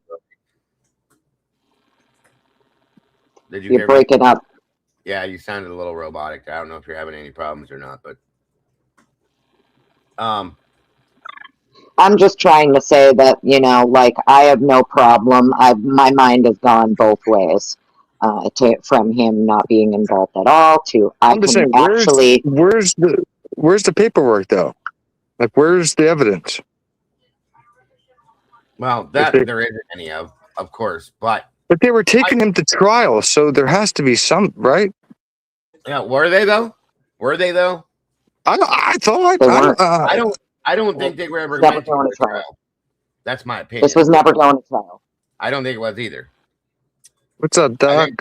I think that was a plan from the beginning. I think that's why the death penalty was laid on it. All Hope of you that. will. It was never going to go to trial, in my opinion, ever. Well, that's what I mean. If everything had to come out about how they, violated his rights this way and that way, then yeah, I don't see how any of it could have. But then that means that I don't know. That means that there's players in the game here that were influenced for a plea to be taken. Then is what you're saying, right? It was a game. Like I said, the whole thing was a game from day one, in my opinion. They knew they weren't going to trial. He put the death penalty on it automatically because he knew he could use that as a leveraging tool at the point that he needed to. And that was what the whole plan was. And I think Anne knew that too. And I think she knew what he was going to do. In turn, like Annie said a little bit ago, she fought him and them the whole way there to make sure this was going to go. And that's why I think they finally took a plea deal, because she saw that even the judge was not going to play into what she wanted by giving. He gave them nothing. She knew she wasn't ready at that point, said she needed a continuance. They denied that. The alternate perpetrators, he laughed at that, guys, and stepped way out of line and brought in the car. That's not a judge's job. We know that, so on and so forth. So Exactly. I think at that point she saw, like, especially when you show a judge that they have these other blood DNA samples that have gone unidentified. Like, as a judge, I'd be like, what the hell? But in this case, we have a judge doing the complete opposite. And that's why, in my opinion, dude, this is just my opinion, I wish, as much as everybody, was like, oh, come on, get him out of here, get him out. I wish he would have just stayed with Judge, because it just seemed like he had a little more. Yeah, but I don't know. Here's the thing. Judge was a little more lenient, but we don't know how he would have been coming down towards the end. Would he have done the I get it, but look at Hitler. I mean, Hitler was a straight pig, come on. He came out that way. I get it. And that was the whole point. But Hitler or Judge could have taken that turn towards the end too if he had no choice at that point. So and you saw like, if you remember that thing that he sent, I'm not really good at like what documents are called and stuff, but like he wrote like a thing to the other judge that was taking over and like explaining the case about how like, messed up it was. Remember that? The affidavit that Hitler wrote, or are you talking about Judge? Yeah. I remember. I forget like what it was, but he was basically like explaining, and at that point I could tell that Judge really saw what was going on in this case, and I was like, damn. The May hearing, one of the last hearings that they had, Ann is talking to Judge. I showed this a couple of times. I keep referring back to this. Ann is talking to Judge there. I can't remember exactly circumstances and so on and so forth. And they're talking about issues within the case and getting discovery and stuff like that. And she said, Your Honor, there's so much that is not right with this, so on and so forth. I don't have exact terms. And she said, you just don't see, you don't understand. And he looked at her and said, no, Miss Taylor, I do understand. And I feel for you. He knew, okay, he saw the shit the bullshittery that was going on and all that that was in the background. In my opinion, I think that's why the man ran from the case when he could. And that's why I truly believe that. No, I believe that's, yeah. But I don't think he ran at all. It was found to be that Moscow itself, that judge and that community were biased. Therefore, Kohberger wouldn't get a fair trial. Therefore, move it to a different venue. Well, what I mean by that is you get what I'm saying? The entire town, including the judge, were biased. they were already compromised. They were already absorbing all of the media bias at that point for a very long time. The propaganda, right? I just think that Judge I was just saying the judge. That's all I was making a point of. Judge could have Right? followed Doesn't the judge? Yeah, the judge also absorbed. Anybody really think that Judge wasn't listening to the news or watching? You know.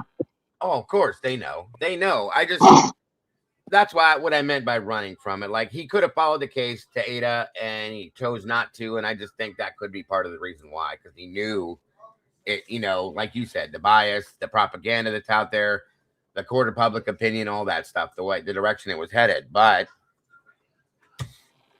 I don't know. I just personally think you definitely don't want a corrupted local judge from that town handling your case. Sorry. Nope. I don't care how nice Judge was. You don't want him. No. I agree. Hitler's worse, but it's, do you get what I'm saying? Like at this point, yeah, I do. At that point, by the time it's getting changed venue, you're basically choosing. It's like luck of the draw. Well, who was going to get the case, and it ended up going to Hitler. There was no, like, Megan Marshall, Judge. I don't think Brian had a chance ever. That's just my opinion. I don't think the defense had a chance. Judges, venue, any of it. There was there were no options. Okay, that's just how I see it. I don't think good was gonna come out of it. As much as I hoped that it would, I thought that Anne was gonna be able to expose per se, or at some point show the issues that are going on, how that her client's not getting the fair shot that he deserves, and she just wasn't able to do it. So I don't know. It's kind of a crazy situation, because I think at this point, with everything that's been exposed now, if this were to go, okay, if we had all the information that we know now, and I also wonder how much of what we've seen recently Anne may not have known. I struggle with that, because she should have known it all, but that doesn't mean she did, because they did, I think, withhold certain things. But if we had all the information we have right now, and this was, we go back to before the plea dropped, like right before, and go from there, if it would have changed. That's a question that I have. What would have changed? The outcome, if it would have went differently, to some it all, you know, with all the information being exposed to the world that it has been now. If for some reason they had done it then, which we know that wouldn't have happened, but if it would have changed the outcome, possibly. Does it make sense what I'm saying, or no? It does. I just don't think that. I really think that. Look, whatever's going on in this case, it doesn't matter if you believe he's guilty, if you believe he's innocent. To me, it doesn't matter. And the reason it doesn't matter is because he literally took a plea. And it doesn't, everybody can say, so what? People plead guilty to things they didn't do all the time. Not to 4 motherfucking murders. Sorry. And not to a quadruple homicide. You were never at that house, and you never had anything to do with anyone who was in that house. You would never. I don't care. Like, I'm sorry. People can say what they want, but the only way you're going to plead to that is if somehow your lawyers have convinced you it's better for you to plead guilty than to fight it. And I don't know what would convince you of that, what your lawyers could say to you. You know what I mean? Yeah. I don't know. It's just, to me, it matters because, like, you know, I want to know why he pled. Like, they're going through all that fighting to just plea at the end makes no sense. Well, where'd Annie go? She said she had to run. I lost Annie. She said she had to go. Oh, did she? Yeah. Something must have happened. I mean, I don't know. Why do you think, man? Like, do you think they're really back there, like, you know, watching and taking notes and seeing, like, what's going to surface? And that's why my title is what it is. Like, where's the people with common sense that are above so and so to step in and say something's not right here. Now, where are they at? Well, especially the families, I don't know. You know, Thank you so much. the main question is do you think they're okay with the situation? I mean, we know that the Unsolved aren't, but do you guys think that they know that they believe there's more to this? Or do you think that they're just okay? That's what it is. Brian did it. Move on. That's No, it. because where do those? Are you talking about law enforcement? No, I'm talking about the families themselves. Why, what their Oh, thoughts truly are. I mean, but wouldn't you have to like convince yourself and like kind of bend your reality a little bit to need to believe that? They kind of been doing that the whole time, though. I get it, but I don't know. That's why I mean I'd have a problem because just common sense wise, it doesn't make sense to me. But that's you know No, I get it. I That don't doesn't know either. I don't know how it feels to be in a position to probably really need closure. Because this is the death of your child. So I don't know, man. I mean I don't fault them for it. It's just I just know that I would want full justice for my kids, and I would see something wrong with this investigation right off the bat. Most everybody would, I would think, too. But, well, I mean, you got people like Stacey Chapin working with Othram now. You got this lawsuit coming. And again, this could be, honestly, I don't see it that way, but it could be the whole civil suit. Maybe they all do believe that there's more to this. And they know that if they file this suit, that's going to provide way more discovery than what the criminal case did. Maybe they think they're going to get some answers out of this towards that situation. That could be what the lawsuit's all about. I'd like to think that that's what it is, thinking of humanity, but I don't. And I feel like this is a money grab. I'm just saying. That's my opinion.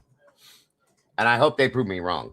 I'll slow you for I'll slow you for thinking that because just I hope they prove me wrong, dude. I hope that it's all about getting more discovery to get more answers.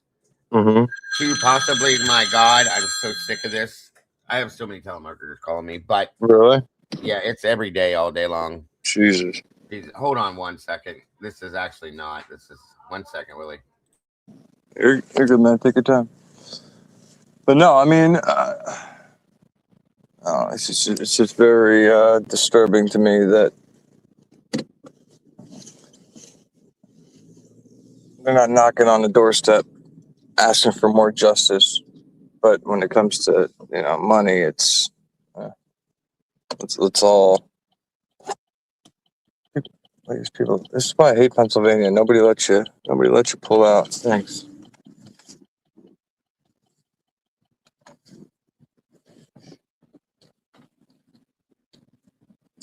Let's see, bro.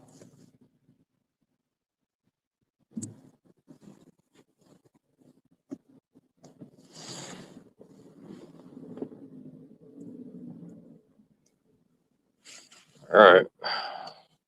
I had to pull out a Dunkin'. I went to go get a coffee. Well, not a coffee. I got a frozen hot chocolate. Or is this the coffee? Sorry, that was my water company. Chocolate something. What was it? That was my water delivery service. Talking That's all good. My water. But I did an Astastic. I'm sorry. So now this hearing and stuff. It's not going to be like public, right? No, I don't think it is. It might be, but I don't think it is because it's a civil situation. Yeah, that's what I figured. But I don't know how it works. Are you talking about? I think they paid off by who did their families. Is that what you're talking about, Astastic? Or are you talking about before that? I don't know what you meant by that either, hon. I'm sorry. I'm not a big coffee. Not gross. Coffee is not gross, Meg. You love it? I think I just got something with I don't know. It might be chocolate and coffee. I don't know what I just got, but That I don't care for. I don't like chocolate coffee. Never have. no. The only way I've ever liked coffee like that is I had an addiction to. It was bad too. McDonald's caramel frappuccino. Is that what it's called? I think. Oh my god, I was bad. Cold or hot? Yeah, they're iced. They're iced. It's like almost like Yeah. See, if I drink coffee, it has to be iced. I can't drink like hot coffee. But you drink all kinds of coffee. I like hot coffee, but that was a different thing. That wasn't even like having coffee to me. That was like some shit. I'll only drink coffee every single day when I go to Greece, because in Greece they make it like, oh, it's all done in front of you. It's all fresh. Coffee is the shit. It is. Yeah, dude. It's like Italian espresso. It's the shit. I do have a well mat, but that's why I have water delivered, because it's nasty ass water. I won't drink it at all. It's fucking gross. Bad gross. So what do you plan on going live today, or what do you got going on? I'm gonna be going live here shortly. What are you covering? Well, I'm debating. I have a couple different things. I covered something the other day that was interesting to me with some audio and stuff like that. My phone needs to go in the garbage. I agree with that, Meg. It rings all day, nonstop. I hate it. But yeah, I have a couple things I'm going to be delving into there. Caramel frappuccino. I gotta look into that. That dude, if you go to McDonald's and get one of those, and I'm telling me what, I'm dead serious. They have a mocha one and a caramel one, and the caramel is the shit. Yeah, maybe I'll take a look at McDonald's later, and I'll get one in the process. Yeah. Caramel frappuccino is that's the toilet. No, okay, toilet then. Flush it, Meg. Flush it. Believe me, I want you to too. I hate it. I hate my phone. Tea. I like tea too, Jen. I like India. What the hell is that called? Indian chai spiced tea, I think it's called. I love that stuff. It's very good. Oh, you like shit? Oh, you like shit like that? Yeah. Chai tea, bro. It's no shit. Listen, I've gotten older and changed a lot. When I was in like younger with the fire department, we would drink black tar coffee. Period. That's it, black. And then when I started to age, things changed, and now I drink my foofy coffees and all that other foofy shit, and it is what it is because I like it. And I can't tell you what else. I love it. Scroll back up a little bit more. I can't only scroll up so far as to have you looked into Read Up more? He was a hunter family. Has a lot of money. He was in fire. Yeah, we did. We looked into Read a little bit, about as far as we could go. You jinxed me, bro. I just got a telemarketing call, and it's a freaking holiday. What the hell? Every day, all day. As soon as they started like 8 o'clock here. That's how you know they're not calling from inside the United States. Oh yeah, 100%. None of them speak English either. That's a damn problem. So I wonder if they all have like VPNs on their numbers and shit when they call. How that works? Oh, I've had people call me from my local exchange, like where I live at. You know, all the other shit, I blocked it and did this and did that, and I cussed them out and all this other stuff. And then they started calling from my absolute local exchange, and I'm like, so I would answer it, thinking it was something here. Yeah. And as soon as I answer it, it's the same shit. So then I just my god, go off on them and hang up again. They don't. They're supposed to be putting, you know, when you say put me on do not call list, they don't care. Yeah, no, they don't do that shit. No. They put you on the call more list. Yeah, right. I can't stand them. But yeah, man, like I said, just, you know, I was screwed up for about maybe 20. It took me about 20 minutes to snap out of it this morning, dude, after waking up, and you know, it felt so real. Like it was, you know, because I've been having the same one in the same location, the same surroundings for like maybe 4 or 5 times now, which is crazy to be able to be like, I've never gone back to same dream where you're having like associated with the same people in my life. It's weird, right? Bro. That is a little strange. You know? I mean, go look it up. Look it up. I guess there's a thing online you can look up what dreams mean and stuff like that. Maybe you'll get kind of an answer for it. Yeah, I mean, I'm just, I'm used to waking up and like forgetting my dreams after like a couple minutes, but like, today it was a little different. It If you have the screwed me same up. dream multiple times, at some point you're going to start remembering it. Yeah, Yeah, it's crazy. that is wild. What I tells just me? couldn't imagine it, being like my actual reality, because that's what, you know. Yeah, oh yeah, no, I've had some dreams like that. It tells me you're thinking about it a lot. You know what I mean? Yeah. It's in your head enough that you're starting to have dreams about it. So, Yeah. and maybe you shouldn't eat crazy shit before you go to bed. That might help. I don't know. That's the thing. Like I haven't, it's my same regiment, same everything, and like I haven't. But I'm getting these dreams. It's not like I've changed anything or like, Right. that's the crazy thing about it. But going back to the same environment and it's not a happy dream. I don't like having it. You know what I mean? Of course not. Yeah.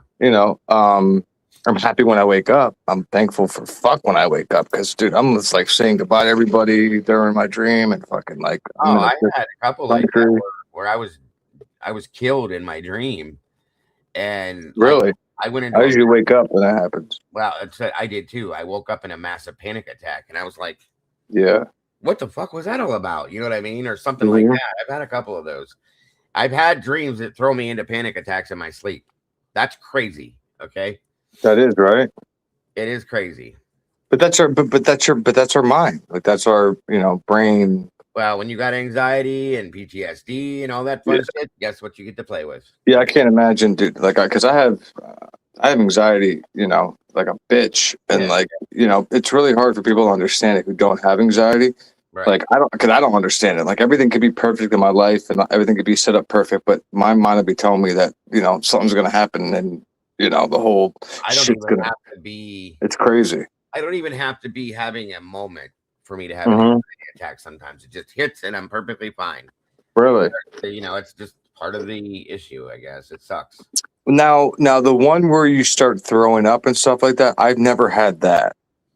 Oh, you mean a panic attack? Mine are usually like I'm having a heart attack. That's what my attacks are like. And my breathing gets weird. Yeah, I've had that where I have like my hand over my heart and I'm like counting my beats and I'm like, my heart is like too many. I wake up. Yeah, I've had dreams like that and panic attacks like that. I've always had that's crazy, Meg. People have explained that to me and I just that's nuts. That's scary. I can't imagine that.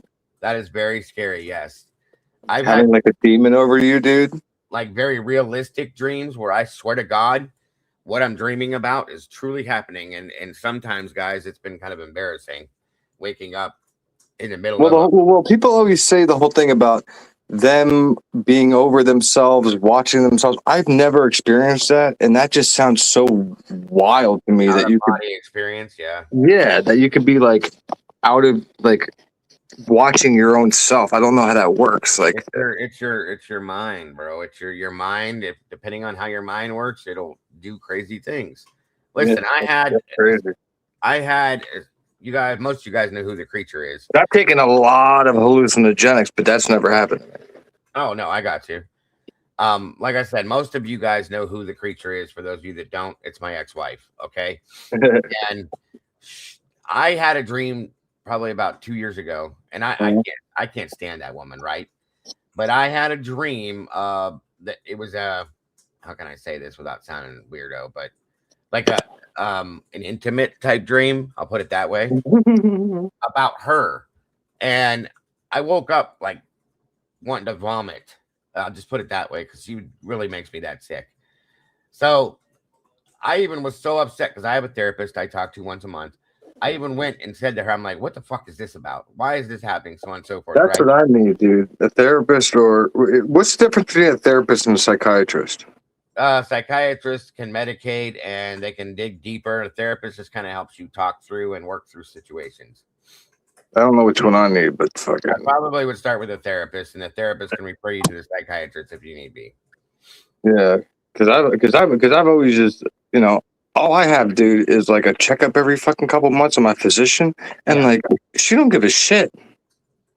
She just gives a shit about like my medication and like listen, take this to heart. You cannot, because I made that mistake, and I was going to my family doctor Mhm. about like my emotional, mental health, and stuff like that. Yeah. Don't let them deal with Well, it. I just get all fucked up because like I get in my head about Leah's mother's death and shit like that, and I Yeah, start no. thinking about like how it's my fault and fucking this, that, and the third. And I start getting fucking all twisted. You know, You need to see a specialist for that, Willie. Don't let your family doctor medicate you or work you through that. Go I've been see a therapist. medicated on the same shit for because here's the thing, right? I don't take the fucking because when you get prescribed anxiety medication, I'm sure you know this. They also give you like they try you on all this other shit, dude. They don't give a fuck. They'll try you on this, and then this new stuff comes out. They'll try you on this. I don't take none of the other stuff. That's dude. why you need to see it like a doctor that is specializes in that, because the family doctors don't know what the fuck they're doing, in my opinion. No, hell no. So, if you get a chance, I would start with a therapist, let the therapist recommend if you have to see a psychiatrist, blah, blah, blah. Then they'll work you through that stuff. It'd probably be good for you, dude. Truly. Oh, I'm sure. Yeah, I know. It's just, being a man, it's hard, think that somebody else would actually give a fuck. I about had to my follow problem. that 10 years ago, bro. I was always that guy, there ain't nothing wrong with me. I don't even better, blah, blah, blah, blah, blah, blah, blah. Fuck that. No, it's real shit. It is what it is, because I ended up with PTSD from being in the fire service. I didn't want to accept that because I'm the manly man. Yeah. It's bad. It's bad. Yeah, but here's the thing with weed, right? Like, weed.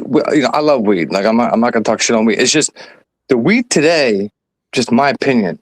Growing up, like when we would smoke weed, it would make you laugh and go get fucking. You get hungry. You like watch movies and shit, and like it was different than today. Today, if you get like the wrong strain, you'll be thinking about how fucked up your life is, and you're like, what the hell? Why am I so high? Like I don't know. I can't explain. Just before it was different when you smoked. Now they made it so damn strong sometimes where, you could be thinking the complete opposite of what you're trying to do is just veg out and chill, and all of a sudden your mind's racing like, oh fuck. So you know what I mean, Jesse? Everybody's gone through that smokes. You get that sativa batch, Digo, and fucking you're like, oh fuck. I can't smoke sativa. That's why I always make sure, like, I know the strain. I know what, because I had my med card for a while. So I always ask, like, I want to know, like, what the percentage of this, that, and this and that, because all that shit matters, dude. You have too much this and that and it. Yeah. You know what I mean?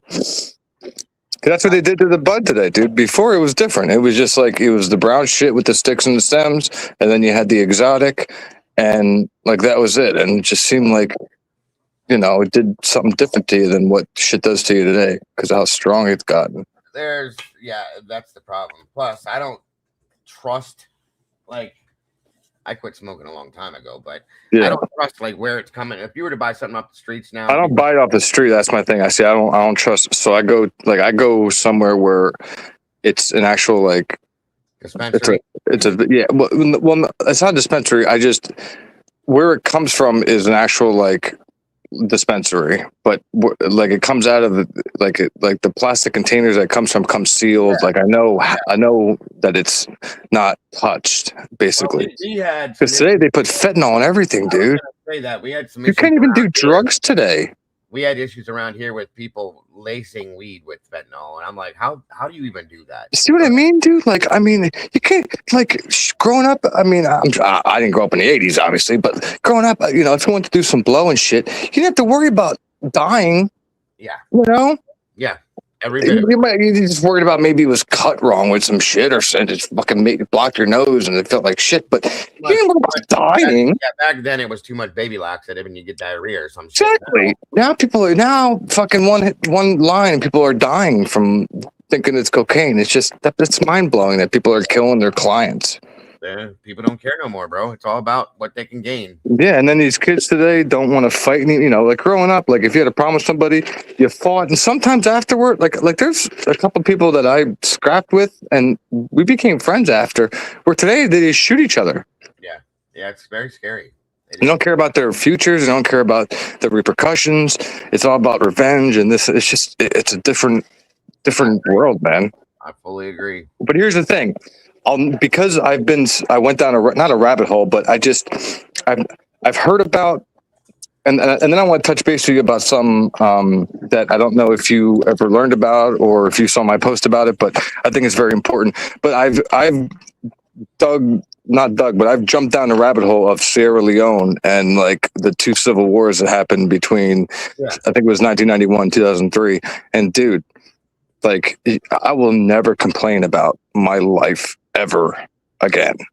Like our little bullshit problems that we have, like, you know, I don't care what it is, like, you know, being in debt or this or any, you know, flat tires and all that. It mean nothing compared to what these people are going through, dude. Some of these kids growing up that had to be like child soldiers and shit like that have to now live normal lives, dude. You know what I mean? Like, yeah, it's bad. Everybody else, there's always somebody in worse situations than we are. I've always been thought that way. yeah.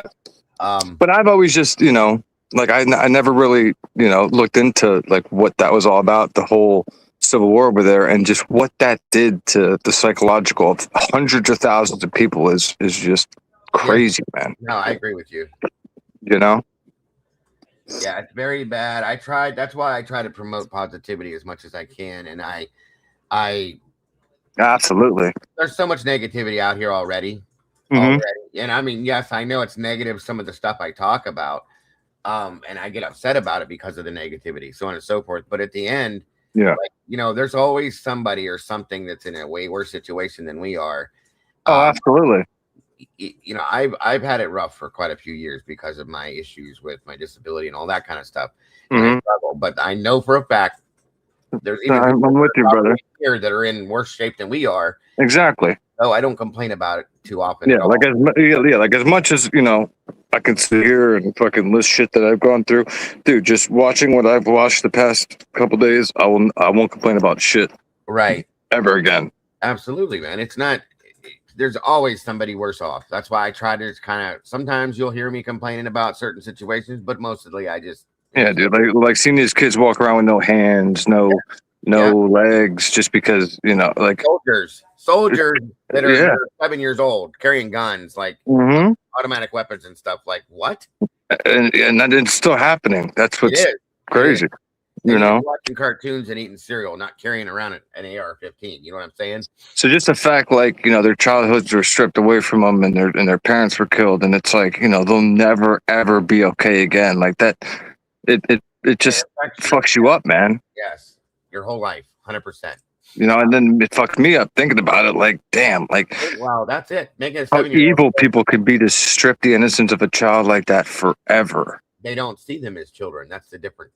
I know. They have children to build armies. That's the those warlords are different fucking breeds, man. Yeah, and that Tony got a good point. Mankind is devolving, not evolving, and that's a point. That's a fact. Yeah. That's what we're in trouble with, right there, Tony. 100%, bro. We are absolutely in trouble because of that. So, yeah, all we can do is try to make things as best we can and pray to God that one day it'll lock in. And go from there. That's in my opinion the only way to do these things. That's what I mean. Like, you know, we're all just organic matter. And yes, Doc, I agree with that. You know, but I'm just trying to make the best of it, and if you can impact one person's life in your lifetime, that's why I do things like I do, Willie. Like when I go in, I know it irritates people. I don't give a shit because I'm going to do it no matter what. I will stop and take 45 minutes if it takes 45 minutes to say hello to every person in my chat because I may be the only person they talk to that day. That's important to me. Okay. Because exactly. People deserve to have interaction. They deserve to and I don't care how many people complain in the comments and stuff. I'm always like, fuck off. Yeah, I know. 100%. 100%. And it's like, you just, I don't know. I think different than some people. And I feel different than a lot of people. So, and afterwards, they're like, you know, why do you have to say, you know, for the beginning of your, because number one, I want to, and number two, like you said, you know, that could be the difference of making somebody's day and them having a bad day. Yes, that's the way I've always thought. It used to piss me off, dude. When I first started on YouTube, of course, I watched other people. And I think that's why me and you get along so well, because me and you have an understanding of, like, you know, just the human fucking, you know what I mean? Human nature and human emotion is 100%. Yeah. Oh, okay, Christina. And Lily, absolutely. Feel free to reach out to me at any point. I'm always here. Um, yeah, absolutely, hon. I have no problems with that. Malik. I just at some point I've been told that Yeah, there goes a man. I'm a little too nice, but you know what? I'd rather be a little too nice than be an asshole. So I'll put it that Yeah, way. Um, exactly. The only thing you can't do is let people walk all over you. That's I've learned yeah. that because I started off that way. I did. But it used to blow my mind. I'd watch all these huge creator channels do their thing, and Hmm. I'd be in the chat and I would say something here 5, 6 different times, not one acknowledgement, and that pisses me Exactly, off. bye. When you Hmm. don't acknowledge somebody in your chat, these people make you who you are. These people are what gives you the ability to have a channel, and you can't even say hi to them or you can't acknowledge one comment.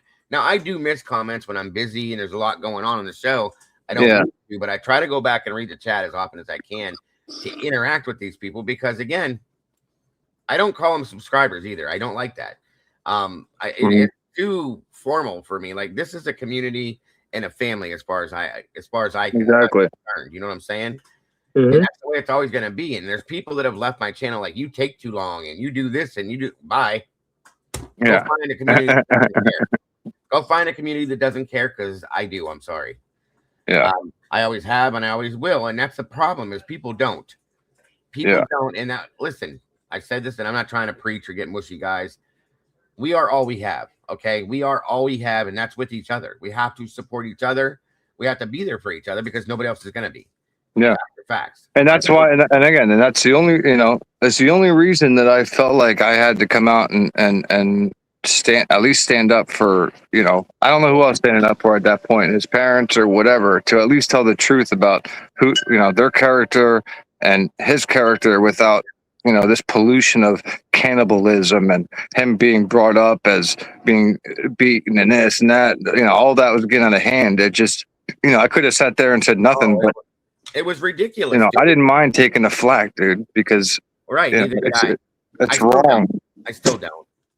I still don't at all. And it's disgusting to see it happening because again, like I said earlier on, I need to clean these the right way. I can't see right out of them, but it's still happening. They don't care. They don't care. And to see people do that to each other is what that really hurts me in a lot of ways. Um, it's just wrong. It's just wrong. And that's another good point. It's hard to read chat when you're in another window reading something else and you don't see it, and then you get people that, well, I said this 3 times to you, Dago, and you just don't care. Bye. Well, listen. Yeah, I get that too. But I can only see 2 at a time, Right. and When you got 200 people in your chat, your mods are working their ass off to try to I'm keep. trying. You know what I mean? We do the best we can. It's so super hard to reach out when you're. Yeah, exactly. Yeah. Exactly, Annie. Exactly. But yeah, I don't know, man. It's really it really messes me up because, like Annie said, Brian could have done this, but he didn't get in his car and speed away. So then that means that the whole PCA is wrong, their whole narrative's wrong, and it happened in a completely different way with who knows how many people. It's just, I don't know. Listen, I've always said this to Annie. I have so much respect for her. You guys know that. I disagree obviously with some things that she says, but I still respect how she says it and why she's saying it. Only because I can't see it completely the way she's seeing it. Okay. Now she's helped me to see other things certain ways that I would have not normally saw. And I've learned some things from her as well.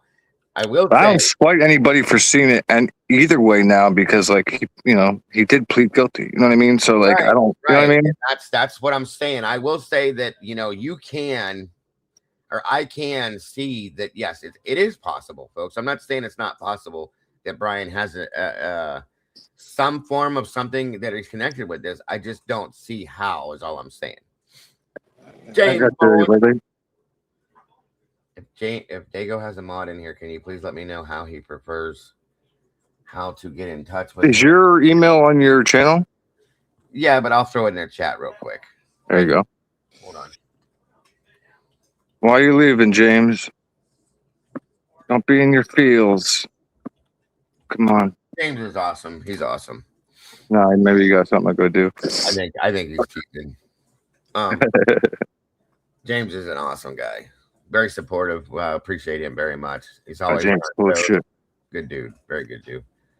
Um, no, 100% though. Like I can see, like I said, that yeah, it's very possible. You know, I'm not gonna sit and say it's impossible Brian did this because there's people that will. Nothing's impossible. No, But anything possible. It's just like, okay, if he did it, and there's, you know, evidence and they tested this, that, where's it all? want to see it. That's all. 100%. Yeah. I just want to see it.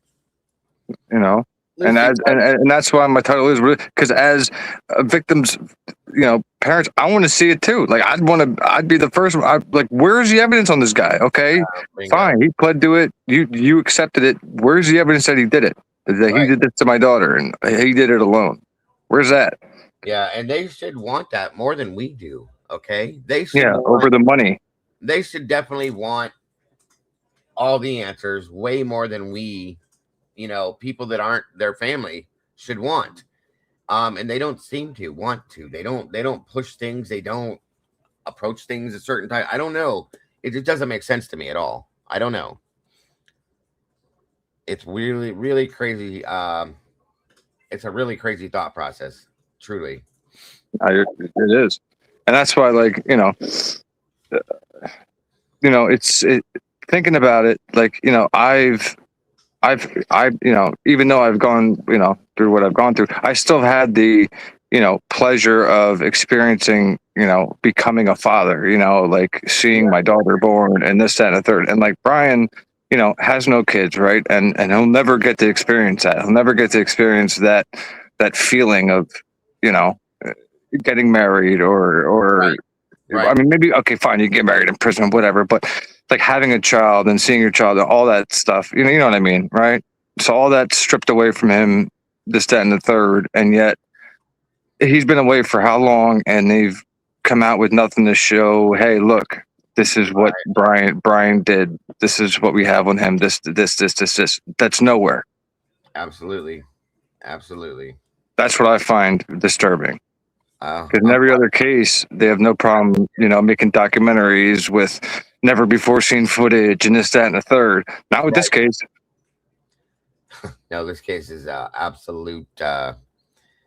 It's a mess. It truly is a mess. Crazy, cat. Like, ugh. Yes, sir. When will his team fight? I mean, you rely on your team. Like when you're in, like, if his team came to him and I want to know how that went down. That's why I want to talk to him and be like, I just want to know how that whole conversation went down about the whole plea. Like, whose idea was it? Who first brought it up? Why was the defense team okay with it even being an option?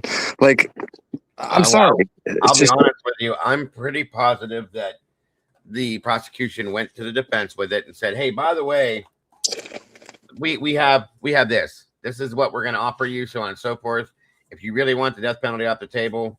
They put them in that position, though, Willie. They put her in the position to where they knew that at some point. But if you're so confident that your client's innocent and you know that they don't have shit on your client, I don't care what you try to offer me. I'm going to tell you to piss off. Sorry.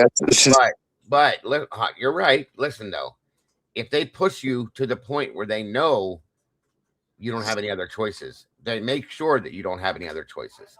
At that point, that's why we said, dude, that Brian should have leveraged the public to get some kind of paid legal, because you can't tell me that if he had Alan Jackson, I don't think it would have changed anything, dude, because they were going to bullshit. Oh, that's wild. I'm dead serious. That's a wild statement right there, brother. Well, let me finish it. The prosecution was going to run this the same way.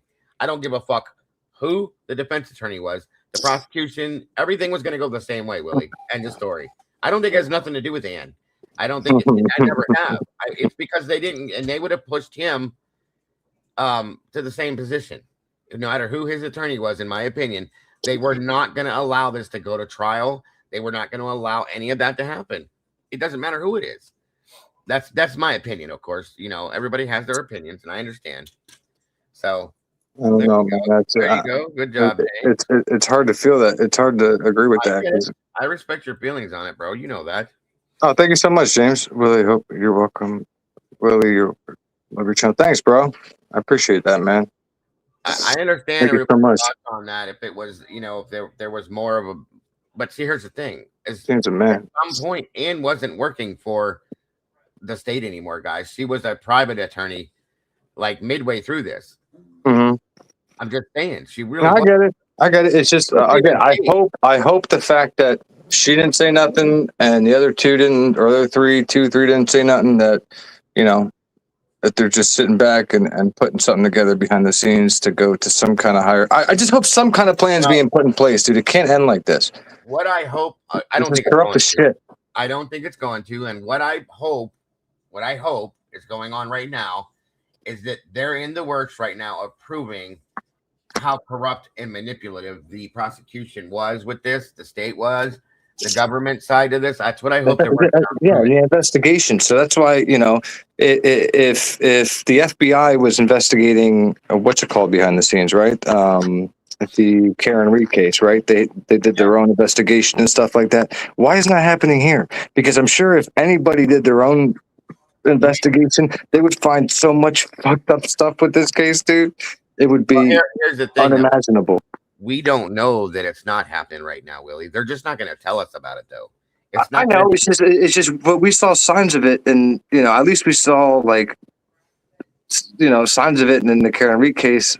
Like, wouldn't we see some kind of sign of it by now here? Or Well, I don't no? think so, because it could be. Here's my thought on that, because somebody else asked me that before. I don't think we would. Here's why. It's pretty serious. The allegations that are going to come forth about the prosecution, even the judge, are going to be pretty bad. And if anybody's investigating that aspect of it, it's pretty bad. And if they put it out to the world in any form whatsoever, it's going to alert those people. That unit, not unit, you know what I mean? That group of people. Yeah. That there's something going on, and in turn, they're going to keep this as quiet as they can, and until they can't, until they have to put it out. And that's what I think could be going on right now. And I could be completely wrong. And please, I don't want anybody to take anything I say right now. Man, it's their opinion. I mean, you're allowed to have an opinion. No, it's not fact, guys. It's just my thought. I think there's many ways they can go about this. They can use the autism side of things, that he was being attacked. He was, that they didn't give him options that they should have in some aspect. And I think those are different angles they could go with. Mm-hmm. Now that Jesse brought that up, has Cy said anything about this case yet? Not as of yet, no, because he wanted to make sure, from what Lana said, because he's supposed to do an interview with Lana, that everything was unsealed. That way there's no repercussions that can come back on him. They can't do this, they can't do that. And then I think he's going to come out and smack it right in the face. That's what I think. Because there's no way in hell I'm going to ever believe that Cy Ray is going to sit there and allow somebody to attack his reputation the way that they did and just leave it be. That's my opinion. Well, just the fact that he, even remotely wanted to help a defense team, and he never did that in his whole career, speaks volumes to me. I'm sorry. You had to see something that was not right enough to do. Yes. Yes, I agree with you. He might not come on and be like, Brian's innocent, because Brian did plead guilty, so he's probably not going to say that. But he's not what he's going to do is he's going to come out and he's going to show the fuckery what's going on the prosecution side, the lies that were told. And I hope that he's going to show somehow, he's going to show the proof that Ashley Jennings lied when she stated that she didn't have that data, because we know she did. That's all I'm saying. And when he shows that, just like Hitler was worried about people's jobs are in account here, I hope every one of them is burned at the stake because of what they did. That's truly what I hope. Yeah, and that's what I have a problem with is again, if you're not looking into these 1, 2, 3, 4 blood DNAs that you're finding, I just want to know why. Right. There has to be that question answered. Why? Well, if you there has to be a reason. Because if that blood was Brian's, they'd be doing backflips up and down and around, right? Yes, and if you want to believe what Brett Payne said, which he's an idiot to think anybody would believe that they couldn't load it into CODIS because it would dump everything else. Well, that's not true, folks. Okay, that doesn't happen. So that's why they need to talk about it because there's blatant lies that are happening right here. That statement alone is not true. Why is that allowed to be passed off like it is? It shouldn't be. So, Yeah. Like I said, man, I just I find it amazing how I'm the only one. As much as I've tried to reach out to people that were his actual friends and shit like that, and we're telling them information that obviously wasn't on MSM and tried to just educate them and yada yada yada. I mean, a lot, to be honest, a lot of them would wanted to just go on with their life and not have any issues in their life regarding this. Where sure. I like I said, I barely knew the kid, and I can't do that. Like my conscience won't let me let this go on because this is so corrupt, dude. If you just look at this, It is just like Richard Allen's situation, just like what they yes. tried to do with Karen. Delphi is just as bad. I'm not saying Delphi is Delphi is terrible. And there's many others out there that we're not even seeing that's going on right behind our backs. You know what I mean? So, exactly. Think about the ones that I always think about that too. The ones that we don't know about or right. There's a lot, and it's daily. This is every single day. Every single day it happens. And then the fact when you think that it could just it could happen to any of us, just the wrong we touch the wrong thing at the wrong place or go to the wrong knife show or gun show or whatever, and then all of a sudden our whole freedom's stripped away. Like that's scary, man. You can lose your life in a matter of seconds. You lose your freedom, you lose everybody in your life. Like that's, and all he wanted to do is move across the country, get clean, and become. I'm sure that means he wanted to become a professor, right? He was trying to become a better person, to build a better life for himself, and this is what happened. And it's like damn shame. And then again, I understand what Annie's saying. Okay, nobody knows him as an adult. I get that, right? Right. But when you're making those moves and you're actually physically doing the things to change your life, to throw it away the way he did, just that doesn't make sense on random individuals because he was mad at. I don't know, man. That's just a very long leap from having no criminal record or anything to where things weren't how can I say it? Like him, maybe there was a arrest or two leading up to this happening, or him getting caught with some substances or having some problems leading up to this with this or that. None of that was ever exposed. You know what I mean? Right. It was just he's teaching kids, this, that, and all of a sudden he just snapped. I can't buy that. Something has to lead up to that point, right? There was no warning signs behind this happening, in my opinion. Okay.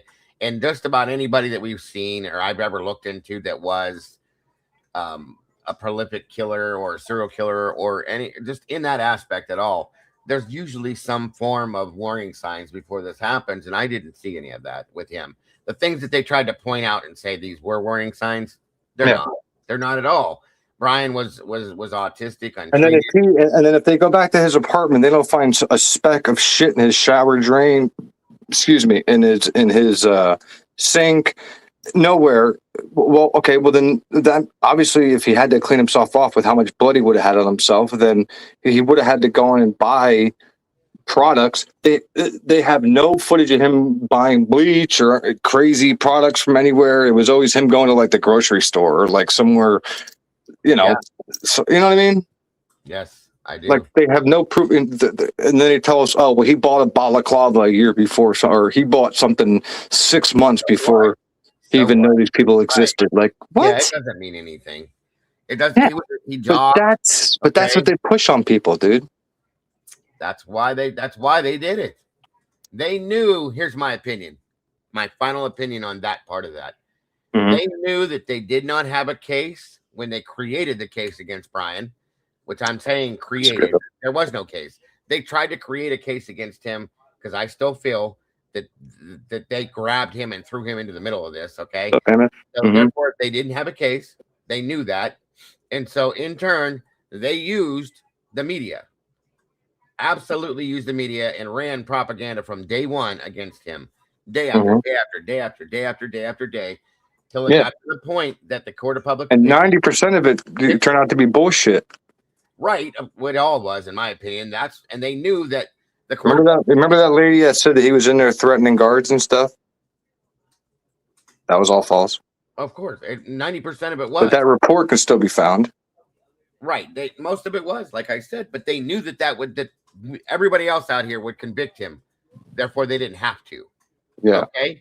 So, and that's the scariest part about just our system is they can do it to anybody. If you think about it, right? Brian's past really, like, he didn't really have too much in his past to like use against him, and they still were able to. Think about if you actually have some shit in your past, right? They're gonna decimate you, dude. Like they would decimate me. That's why I said the whole plan the whole time was to do what they did with the media, have the media convict him in the court of public opinion, like I said, and then push them into a corner so that they have to accept this plea deal. End of story. Game over. It's done. They did what they had to do. It's over at that point. Now, they did what they wanted to do. They didn't have to do a lot of work. They let everybody else do their work for them. Now, at that point, now we're all leaning and looking at the defense saying, what are you going to fucking do about this? Because we all know that that's what happened, okay? That's why they're expecting everybody's expecting them to do something now because of the way it went down. Mm-hmm. That's a tough take, 3D, because, like, Brian's not, it just seems like Brian's not doing well in there. Like, the whole thing about him needing to use things coming out about, that's kind of a problem now. Like his mental state's not, and that's why I can't understand. Okay, he took this plea to get, but knowing he had to do life in prison, it's like he's not this hardened dude that was like ready to just go do life. Like he was going to go beat everybody's ass in there or something like that. He's not that person that everybody thought, because he had it. They put that bulletproof vest on him and they were like, look how big he is, look how big his chest is, and all this kind of shit. And like, they made him out to be bigger than he was, dude. Remember that? And then we saw that picture of him in jail, and his you see like how small his arms are and his shoulders and stuff. He was tall, but he was lanky. Right, just as much as they tried to play down how big. He's a runner. Runners are tall and lanky. Just as much as they tried to play down how big Ethan Chapin truly was by showing younger pictures of him, so that you would believe more that Brian would be able to take him. That was a whole thing. Yeah. Don't get me started on that. The fact that he's taller than Brian, and Brian supposedly ran through him with a K-bar knife. Like, I don't know, man. That's just, it's impossible how they drew it out, and that's why I'd be demanding, as a victim's parent, how did this actually happen? Like, who? At least give me the names of these blood samples you have, so I can at least sleep at night with them. Like, I don't know, man. I would just be flipping out about them withholding names, and I'd be always asking myself why. They don't know who it is, Willie. I don't believe that, but how do you not know? They have their blood. Because they didn't test it, bro. But then they had to have done some kind of testing. I think they did. To know that they were male. They did enough testing to know that it's male. There you go. Then they ran out of it. I don't believe that. That's what I mean. So all of a sudden, they find out it's male and they back out. I want to know why they did that. But yet in the touch DNA, they, went down this whole imaginary, genetic genealogy thing, and did this and that, and made this work and that work, and didn't get a hit the first time. Why all that when you could have just easily took these blood DNA samples, compared it to all your, suspects, people of interest, stuff like that, and figured it out? Mm-hmm. Why didn't that happen? They didn't want it to. You don't think any of those blood? You don't think any of that blood was Hunter's, man? No. Hunter Johnson, I don't think it's his blood. No. None of it. Nope. In the whole place. Not at all. Okay. Not even on the. So whose blood's on that knife then? There's no blood on that knife that I saw. Well, then how did that beer pong table get all bloody? Because I said it before, what I think happened is that there may have been blood dripped on that table, maybe through passing or something like that, and they tried to wipe it off, which is why it looks like it does.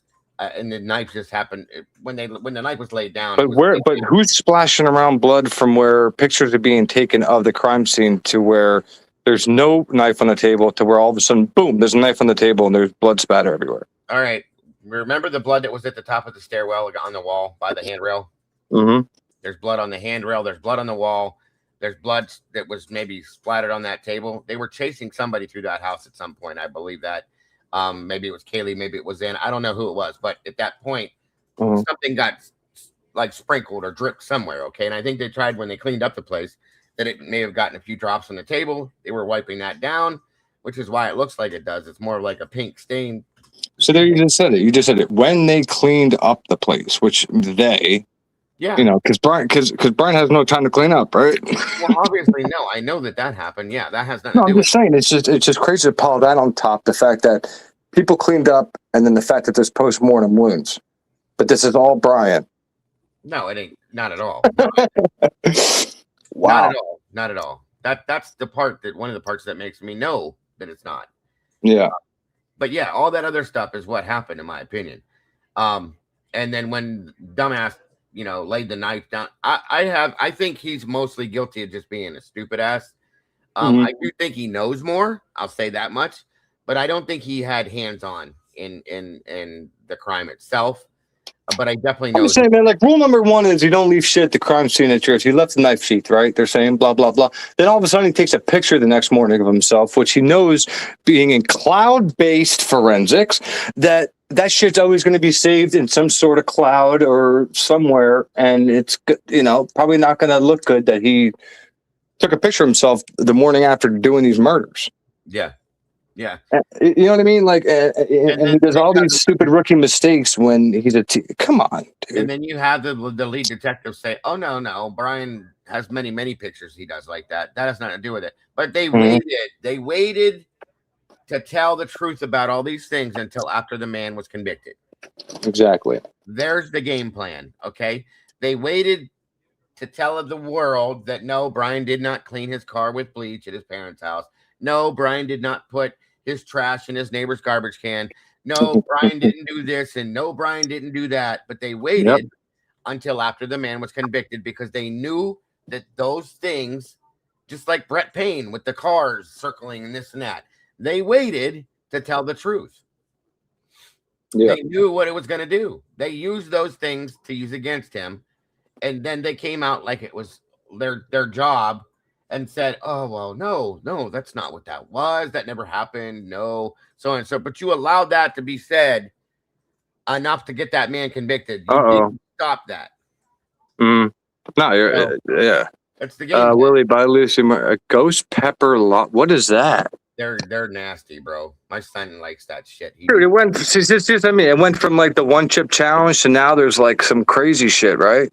Like I saw this nut challenge where there's like six stages of peanuts or something like that, and they get hotter. Dude, I'm never doing that shit, dude. Like, that sounds fun. My stomach can't handle that shit nowadays. No, I'll die. I'd have to drink like 2 things of Pepto-Bismol. Nah, man. Nah, that's wild that people do that shit. Have channels doing that stuff, dude. I couldn't do that. My stomach is a fucking idiot, Tony. She's sick. She's ever since I saw her run through what's her name's yard. That was one of the sickest things I've ever seen a human being do, and I can't ever figure her for doing that. It's a joke. I'd like to know what she actually did at the FBI besides answer phones. She's a joke. This is what the fuck, James? This is crazy. This is for bull milk to go. How about this? How about we compromise on goat? Since I'm Greek, we'll compromise on goat milk. All right. Goat milk, yeah. That's what I fuck with. That's what we fuck with. Goat milk. Listen, I love to have like everybody like that's here. Fucking all of us meet up in Greece, man. Dude, Greece is so beautiful to go to. Like, if you just don't go to Athens, because everybody thinks like, some parts of Greece, Greece is dangerous. Like, you gotta understand, Greece is just made up of a whole bunch of islands. So if you just stay away from one island, which is Athens, which, you know, you really don't see too much action there, but people think it's like that. Everywhere else, dude, is absolutely beautiful. People treat you like, you know, with respect. And like, again, you know, my family has villas and shit there. So like, we can all fucking be in the same villa and hang out and stuff. We all got to do it sometime, dude, in the future. Find out, Willie. My best friend. I know Goat you. milk it is. Thanks again, James, for your donations, man. I really appreciate that. It really helps My me out. my best friend Ange. I know you've heard Goat me milk. talk about her before. Mm-hmm. I'm gonna have to find out her. They own.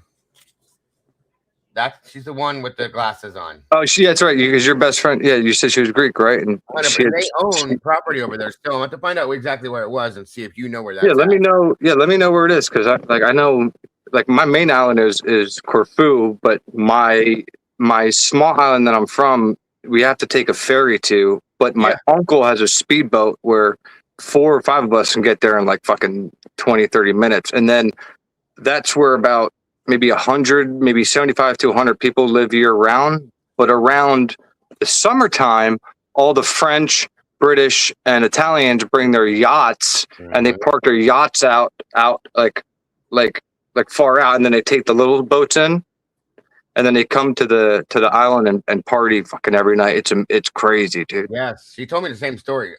Some of the that you said, I swear to God, it's the same area, bro. That's why I want to find out. I'm gonna call her Uncle Jimmy and ask him what property they own, where that's at there. Yeah. I'm telling you, bro, it's probably the same place. I miss them. We were supposed to go. We were all gonna go. No, not a cocaine speedboat, just a regular speedboat. And he said the same thing, that they had to take a ferry to get to where their property was and all that kind of stuff. So yeah, that's kind of wild to me.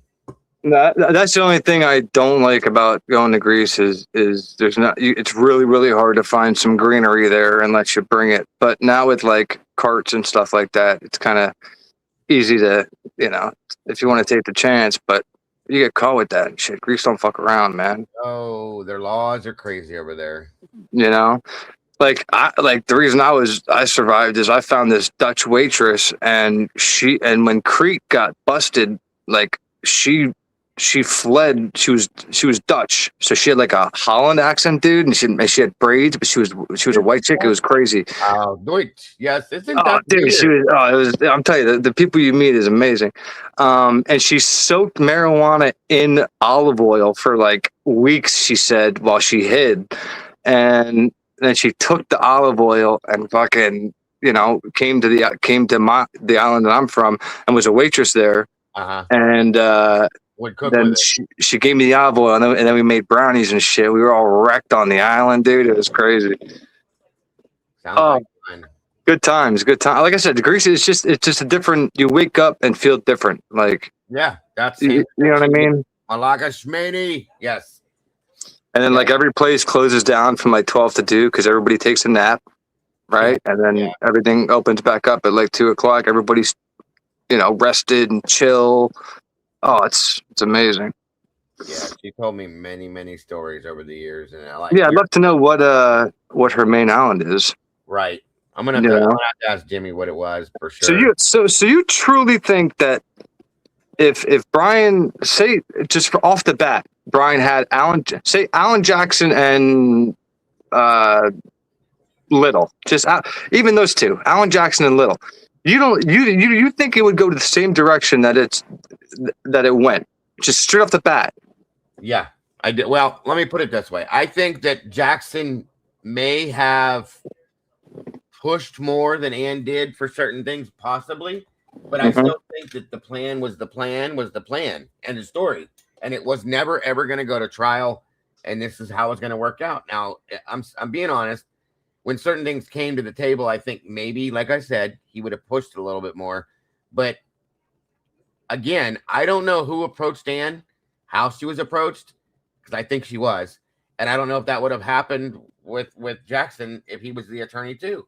That's the difference. I'm saying it may have been different, you know, but I just feel like the game plan was what it was from day one, and nothing was going to change that, dude. That's my feelings, no matter who it was.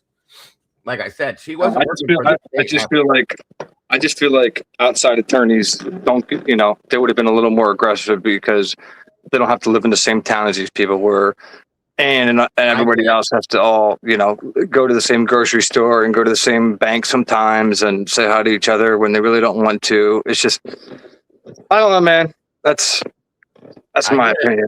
I get it. No, I But respect. but again, he didn't do what I was hoping he would do, which is leverage the public. Because that's, dude, the first thing if I was in jail and I even remotely heard that people out on the outside were like supporting me, I'd launch something. I get somebody to launch something for me where, I'm telling everybody, hey, I'm in here and I didn't do this, and if you'd like to help me, yada yada, because he would have got flooded with, you know what I mean?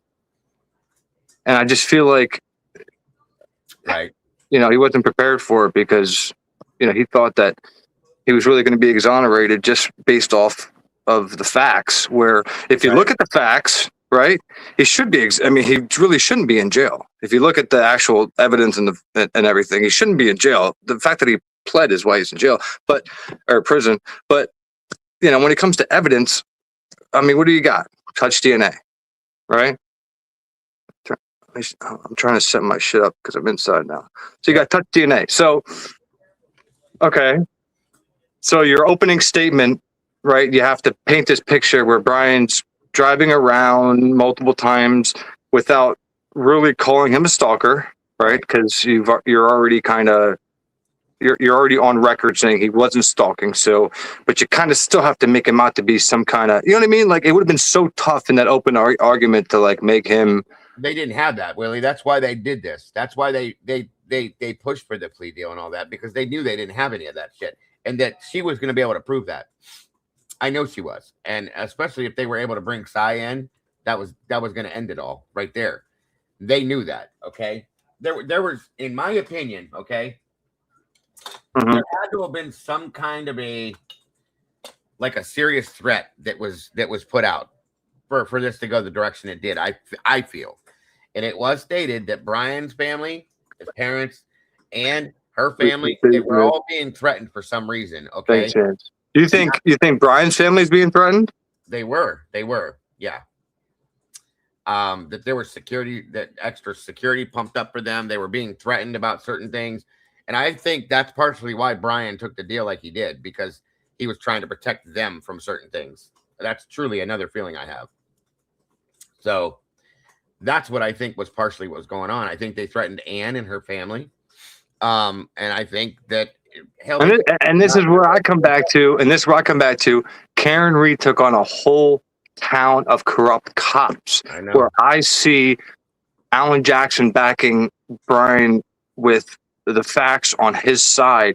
There's no way Alan would have let Brian plead to this bullshit, knowing that he would have decimated the prosecution during trial. I'm sorry. It's just, I just feel like he has a killer instinct that I didn't see in the difference is with this, that what we don't know is what level this was coming down from. Like national security was brought up many a times in this. Okay. There's something else in the background of this that couldn't get out. I'll put it that way. Okay. And I think that's where the threats were coming from, per se. And at some point, you have to back off. Okay. That's what I think happened, or this is going to happen, or that's going to happen.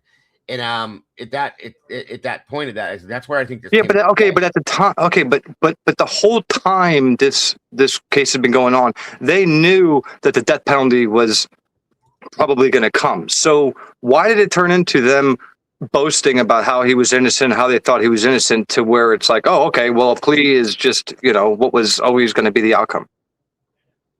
What do you mean? Like, how did it shift from, okay, when the lawyer took on this case, right, they already know that they're going to go for the death penalty. So why are you up on national television saying that we believe, or whatever she said, I believe, Your Honor, Brian is innocent. Then Mathis said, it's been an honor to work for Brian because he's innocent, whatever the hell she said. So you have two of his lawyers publicly stating that Brian is innocent. And then, but yet at the end, we have to kind of just say, well, a trial could have never really happened, so this was his only option. I don't know how it goes from that to that so quickly with no evidence, no new evidence being brought to the surface to say, hey, Brian, they got you, bud, and you probably should take this plea. The whole time, Brian knows that felony's on the table. Yeah, it's hard to understand, to explain my thought. No, I know. I get where you're coming from. It's just, I just want to know, as a lawyer, how do you go from? That's just, I don't know, man. Why are you yelling at me, Lucy? What did I say now? Me? Oh yeah, I'm Lucy yelling at me. Brian could get anything, much less a defense to defend himself. Oh wait, no, that's not Lucy. But Lucy said, I didn't see. She just said what she said. FFS. Oh, is James leaving?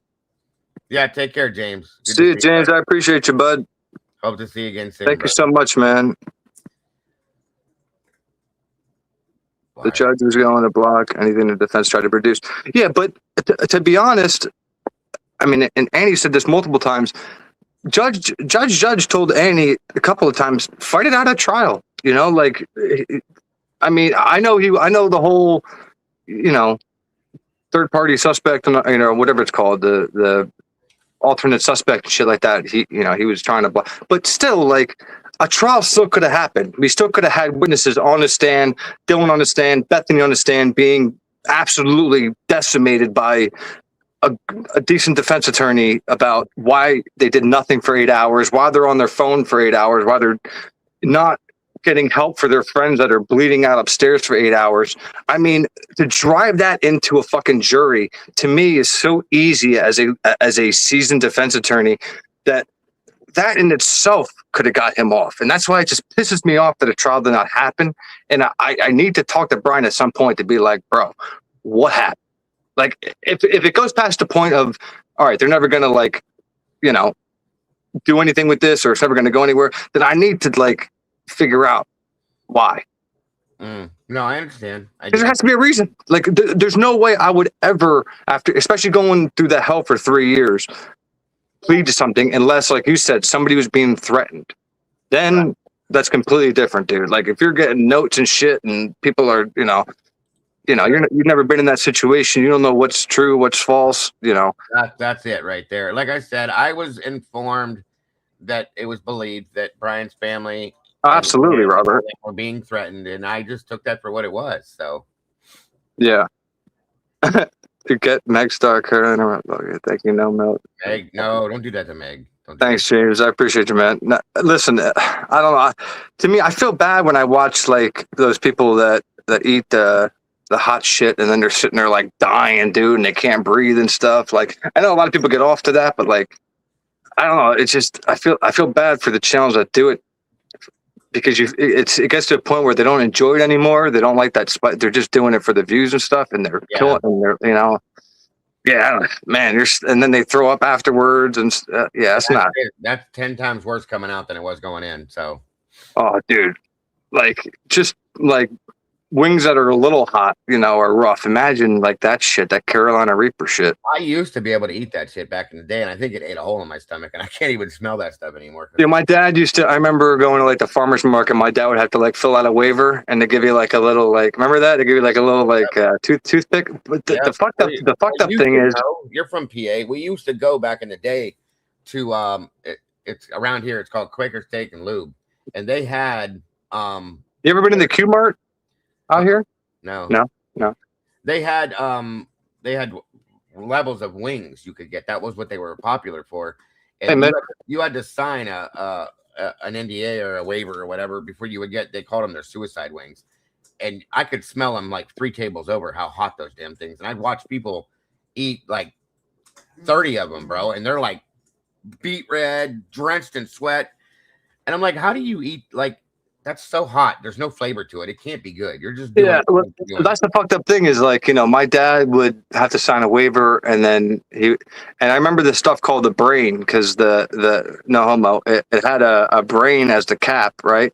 And this shit was so hot, dude. But if I talked back, if I said shut up, I'd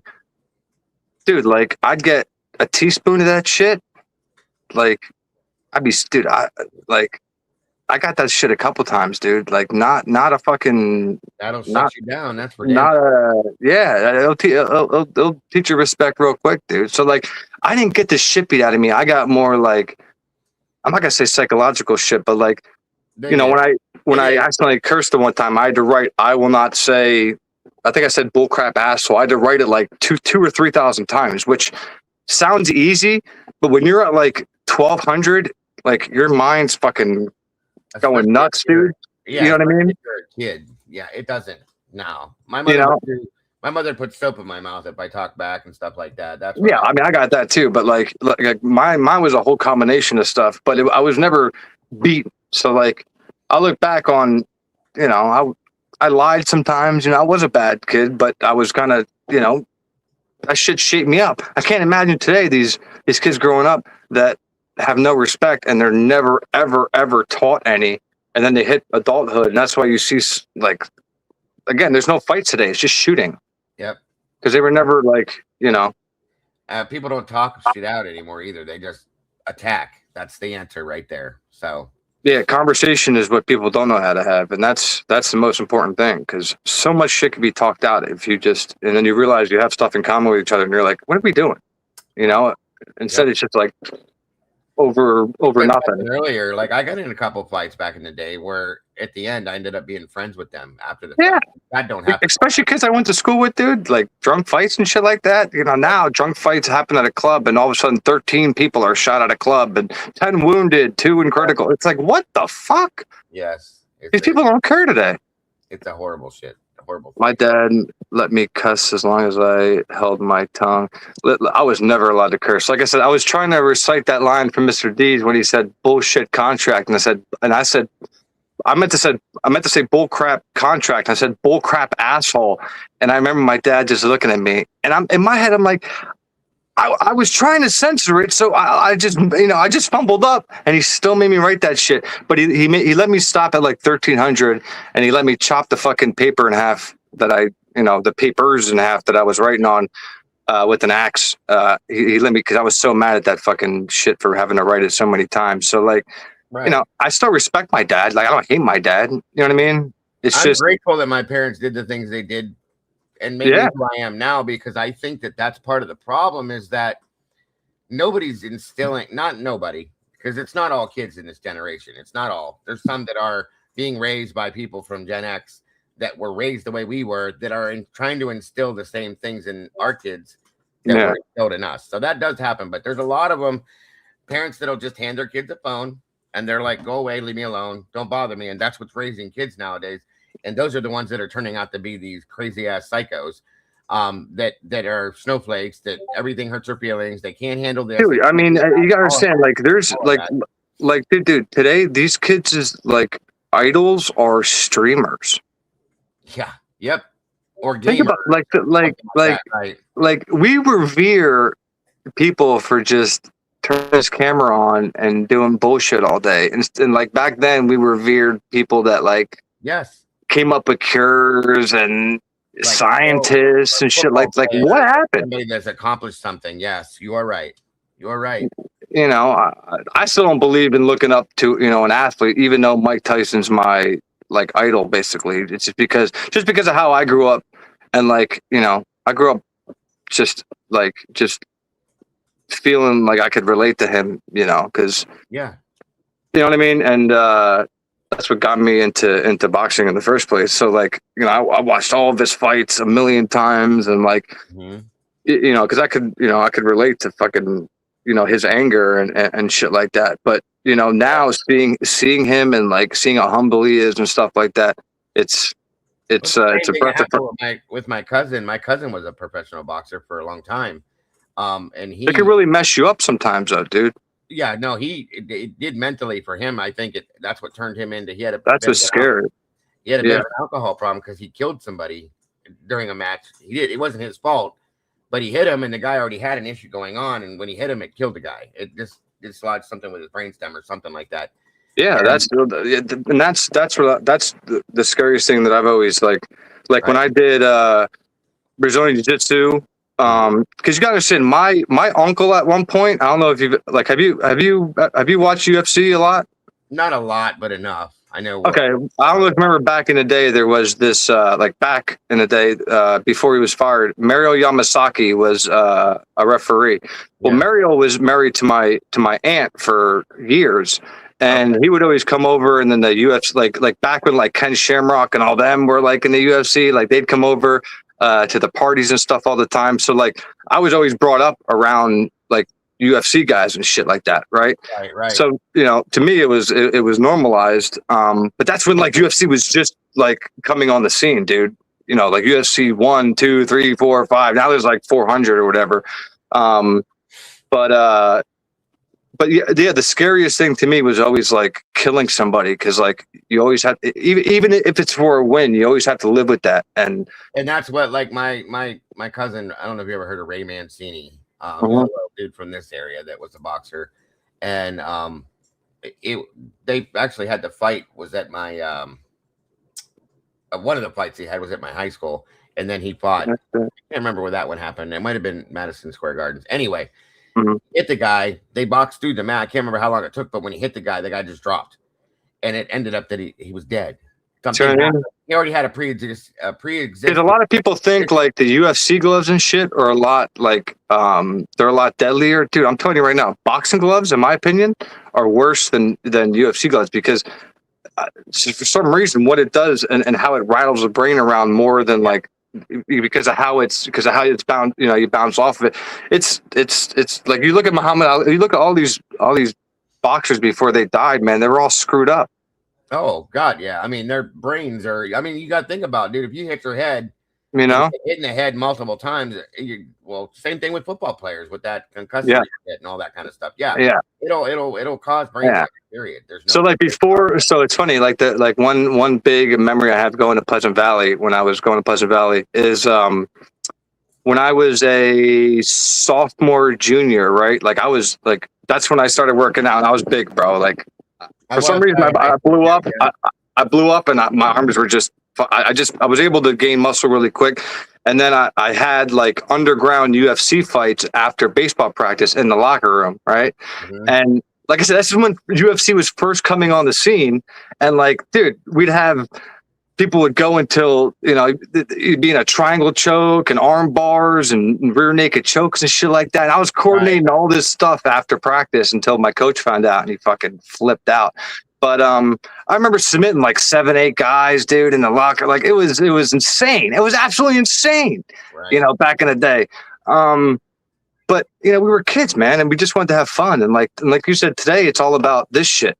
It's all about going to Instagram and seeing who's doing what. And posting what you're doing, and like I can't relate to none of that, dude. No, I get it. I tried to get into boxing. My mother denied me. She was like, nope, because of things. They'll fuck you up, man. So I played football. I played football my whole. That's why my his name was Carl Rentheimer was my coach and for baseball throughout varsity. Carl Rentheimer, you can look him up. And dude, he hated it. Like I'd be in there hitting the bag, and he knew that I was boxing after practice and shit like that. He was so mad because he was so scared of me getting hurt and shit like that, and like that pissed him off so much. The fact and he wouldn't let me play football because he was scared like of us getting hurt playing football and shit. Like it was like baseball and baseball only. But I had such a love for boxing and UFC that I've always tried to get away from baseball a little bit and do it. And then once I did Brazilian jiu-jitsu and shit and was able to learn all that and stuff, I just after I had Leah and shit, I just didn't have time for it anymore, dude. My son tried to get into the UFC stuff for a while, and he did pretty good. And there's just such a low percentage that make it. Like you think about, you know what I mean? Like how many big names there are right now. There's 10, 15, 20 big names. Like that's tough to get to. Yeah, well, yeah, you got to be a beast, to be able to get to those points, and you got to make a lot of sacrifices and stuff like that within that too. Absolutely, accept that stuff. So that's why it pissed me off when people said, "Oh, Brian was this boxer." And I'm like, where? No, he wasn't. Where? I mean, like I have no problem saying like, yeah, Brian came by and would spar sometimes. Is that he was never there? He wasn't like he wasn't dedicated to it. It wasn't a regular thing for him. None of that. No, it was. I think my best friend Steve, he still talks to because it was Jesse Harris's gym that was there, and then they closed, and then Jesse Harris closed it down, then he opened it back up.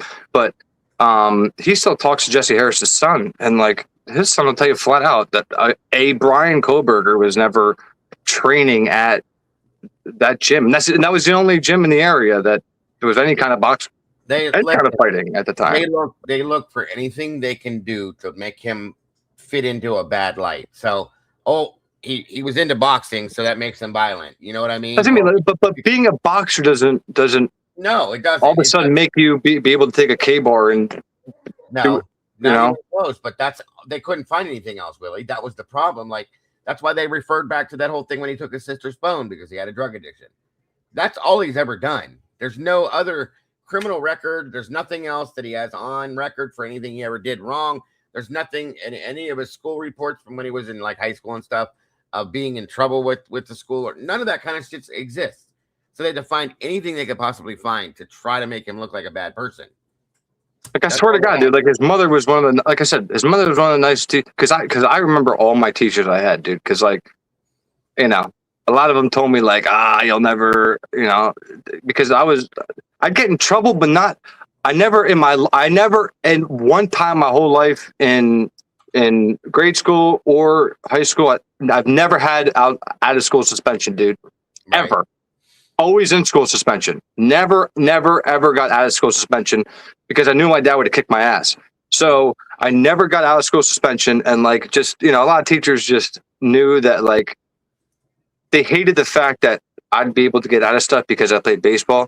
So they would like, you know, always try to like get me in trouble because they knew that my coach would come down to the fucking principal's office to get me off. So, and you know, teachers back then, dude, like they didn't give a shit about, you know,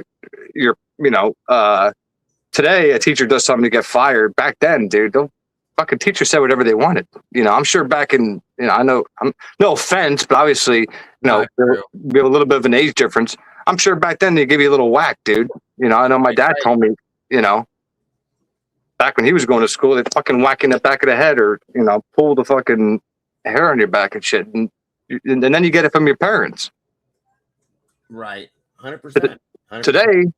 Today, a teacher does that, they get fired. They get. Oh, dude, I got a scar on my hand from my third grade teacher. Still, I don't know if you can even see it, but right here, scar where she dug her nail into my hand, and I was an ADHD kid. They didn't understand us back then. It was just we were bad. She grabbed me, dug her nail. She had them long ass nails. Dug her nail into my hand, and flung me into the hallway underneath a bench. My mother almost killed her. Okay, but that's what I'm saying. And nothing happened to her. Nothing happened to her back then. That's what I mean. It was ignored it and it washed away. And well, keep control of your kid. We had another kid that threw a desk at her because she was so nasty. She was a bad teacher, period. But yeah, nothing happened back then. Nowadays, you can't even blink twice at somebody and you're done. But, nowadays, dude, like, my God. Yeah. The teacher will get sued, fired, ridiculed on. Yes. Every bit of it. Every bit of it. That's why I hate social media so much, and the fact that everybody's able to get information in a matter of 12 seconds, because most of the time that information's wrong, and then you learn the true information later on, but you react to the first information that is fed to you. It's just, there's too much going on too fast in today's world for me, man, where I was just like, you know what? I'm not going to make any more social medias. I'm going to stop at Facebook. And now I haven't even used Facebook in like, I don't know, 8-9 months now, going on 10. So yeah, I don't miss it at all, dude. Like I said, it's a blessing. I don't hardly ever look at Facebook for nothing. So. But I believe in like having social medias for like businesses and stuff like that. It's just like personal. I couldn't imagine trying to keep up with what 100 or 200 or 1,000 people are doing all the time, dude. It's just, that gives me anxiety. Yeah. Huh? You know? Right. So now, so does anybody know if Brian, like, has anybody here, anybody in chat, has anybody been able to like get a hold or has spoken to Brian at all? Like, has Brian responded to anybody in chat? Has anybody tried to reach out to Brian? Anything of that nature? I'm I've curious. never heard of anybody being able to get any response from him. Okay, so he's not responding to anybody like that. Right. And he was probably told not to. So I'll just be honest. That's my opinion. But That's what I mean. So that tells me that he's still being fed like directions. probably. And he's probably taking legal counsel still. And they're saying you shouldn't do this, this, or this just to protect yourself. So, and you also have to be like, somebody just said it in there, Christina. You have to be on a accepted list of his to be able to write to him, call him, whatever, or have calls for him and stuff like that. Yeah, but even to write him, but to write a letter to him, they won't give it to him unless you're accepted, though. Really? Oh yeah. Oh, that's crazy. That it is. That it is. So you have to be on a. See, I thought that was just for like visitations and shit. It goes for everything, from my understanding. So then how? Okay, so then how do all these, dudes and shit and women have all these like? Well, I don't know about women, but I know women are a lot more susceptible to like. And stuff like yeah. How do they get thousands of women talking and stuff? Yeah, I think at some point that they have more privileges, but I think he's still new. Oh, okay. Being what it is, I think they have to work their way into those situations. And don't quote me on this. Is he still at the? He's still at the jail right now? Has he been transferred to the prison yet? No, dude, he's been in prison for a minute. Okay, so he's been transferred already to the. Yeah, he went. That's where that photograph that we saw that they put out of him, that was from prison. That wasn't his home prison, I don't think, but that was he went directly after this. And he is like 100% like saying in there that like, he's having issues in there. I saw. It's gonna get. I told you before. I'm a little bit worried because they came forward and made a statement about things he was saying that he may be. Oh, there you go. They're worried that he might take his own life and stuff like that. To me, that means something different. I'm worried that they may do something to him, and they're just trying to put it out there that was a precursor to something that could happen. And that's where I hope that his defense team is stepping in to make sure that he is protected. Because, like, if this is as big as, like, again, you're saying, like, how do we know there's not, a bigger investigation going? Well, if that's the case, then he should be in some sort of fucking protective custody or something. I think he is in a certain form of segregation because of the crime, but for how long, I don't know. You know what I mean? I don't know how long he's going to be there, if he's going to stay in that type of like segregation area or anything like that. I don't know, but it's like I said, dude, I don't know what the actual truth is. I just know that the way that they told us it went down, the way that he admitted to it going down, is not the way it went down. So that right there starts off the initial issue that I have with all this. Then you break it down to the actual investigation. The fact that they said, well, we already had Brian's name, I'll never be okay with that statement ever either. No. Right? Oh, well, we already had Brian. So? Right. No, none of it's okay. None of it's okay. Like, when has that ever been said? And everybody's just like, oh, okay, cool. So fuck everybody else because you have so-and-so's name. They were working hard on this. They had Jack Decor as number one suspect. Other people that were subjects or people of interest, blah, blah, blah. Yeah. And all of a sudden, as soon as they got Brian locked down, everything's gone. That's it. How does that happen? I'd be the, if I'm a parent, that's what I'd be asking. How does that happen? How do you get Brian and all of a sudden all the other narratives and all the other possibilities of this being multiple people just go straight out the window because you think he's this John Wick ninja, whatever. Yeah. Where's Twiz been? I haven't seen. Is Twiz here? I haven't seen him in a long time. Really? He's probably just like either tired of this shit or he's just staying out of it for now. Well, I mean, he was, shit was going on like on Ann's side and stuff, but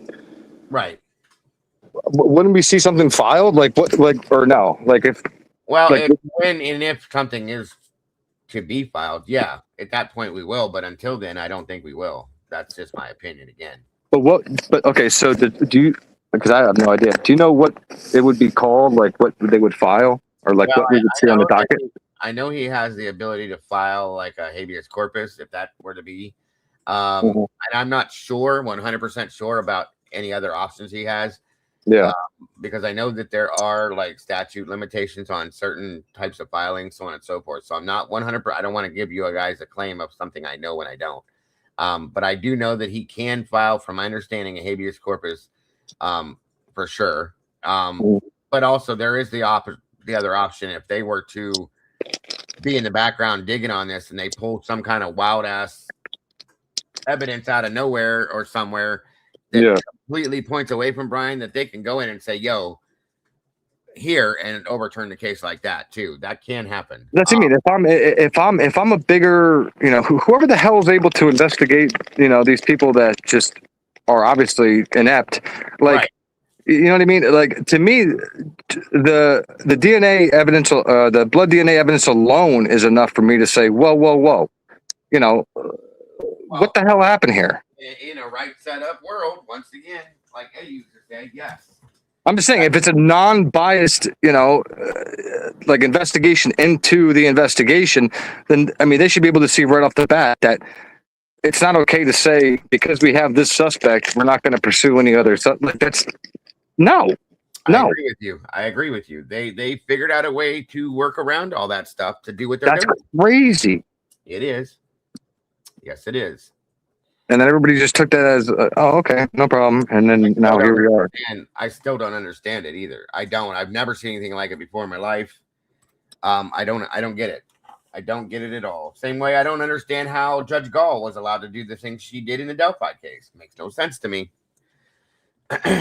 Now, do you have any idea what's going on with that? I mean, are there any channels still talking about that case, or what's going on? I have been, and many others are, because he's filed an appeal and they're going to go for to get it shut down, which I hope that happens in Really? Brian's case too. Yeah. So does he still have? So does Richard Allen still have his lawyers? Yeah. Oh, okay, good.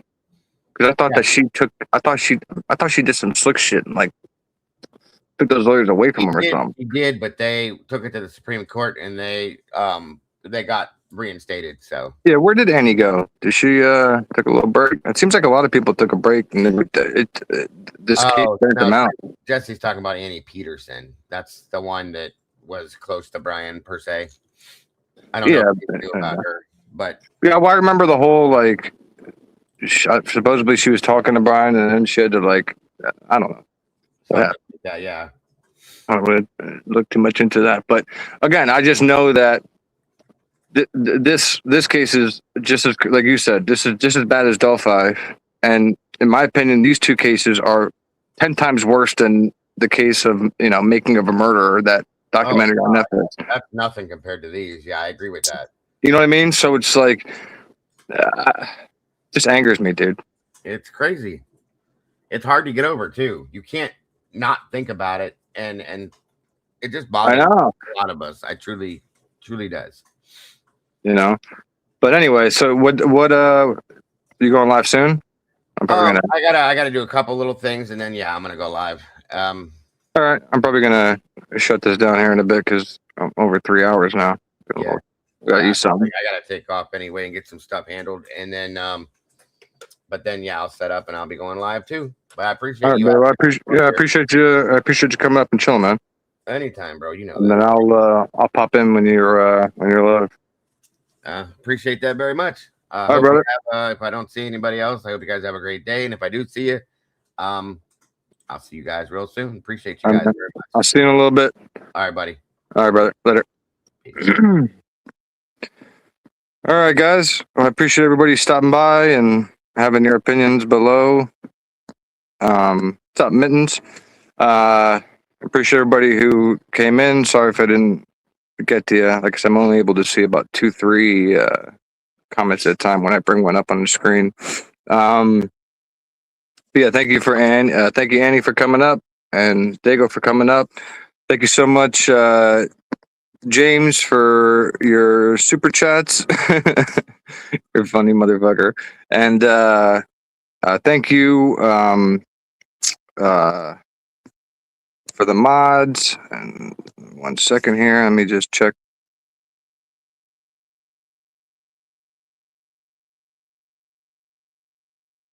over there.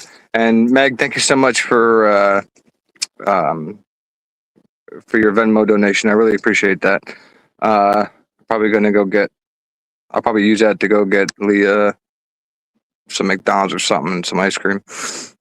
Because I never use like what I get on myself, unless it's like on you. Like if it's straight to me, then I'll use it on. But like if it's YouTube, then I'm trying to get a laptop. So hopefully that comes soon, so I can stop having to use a phone.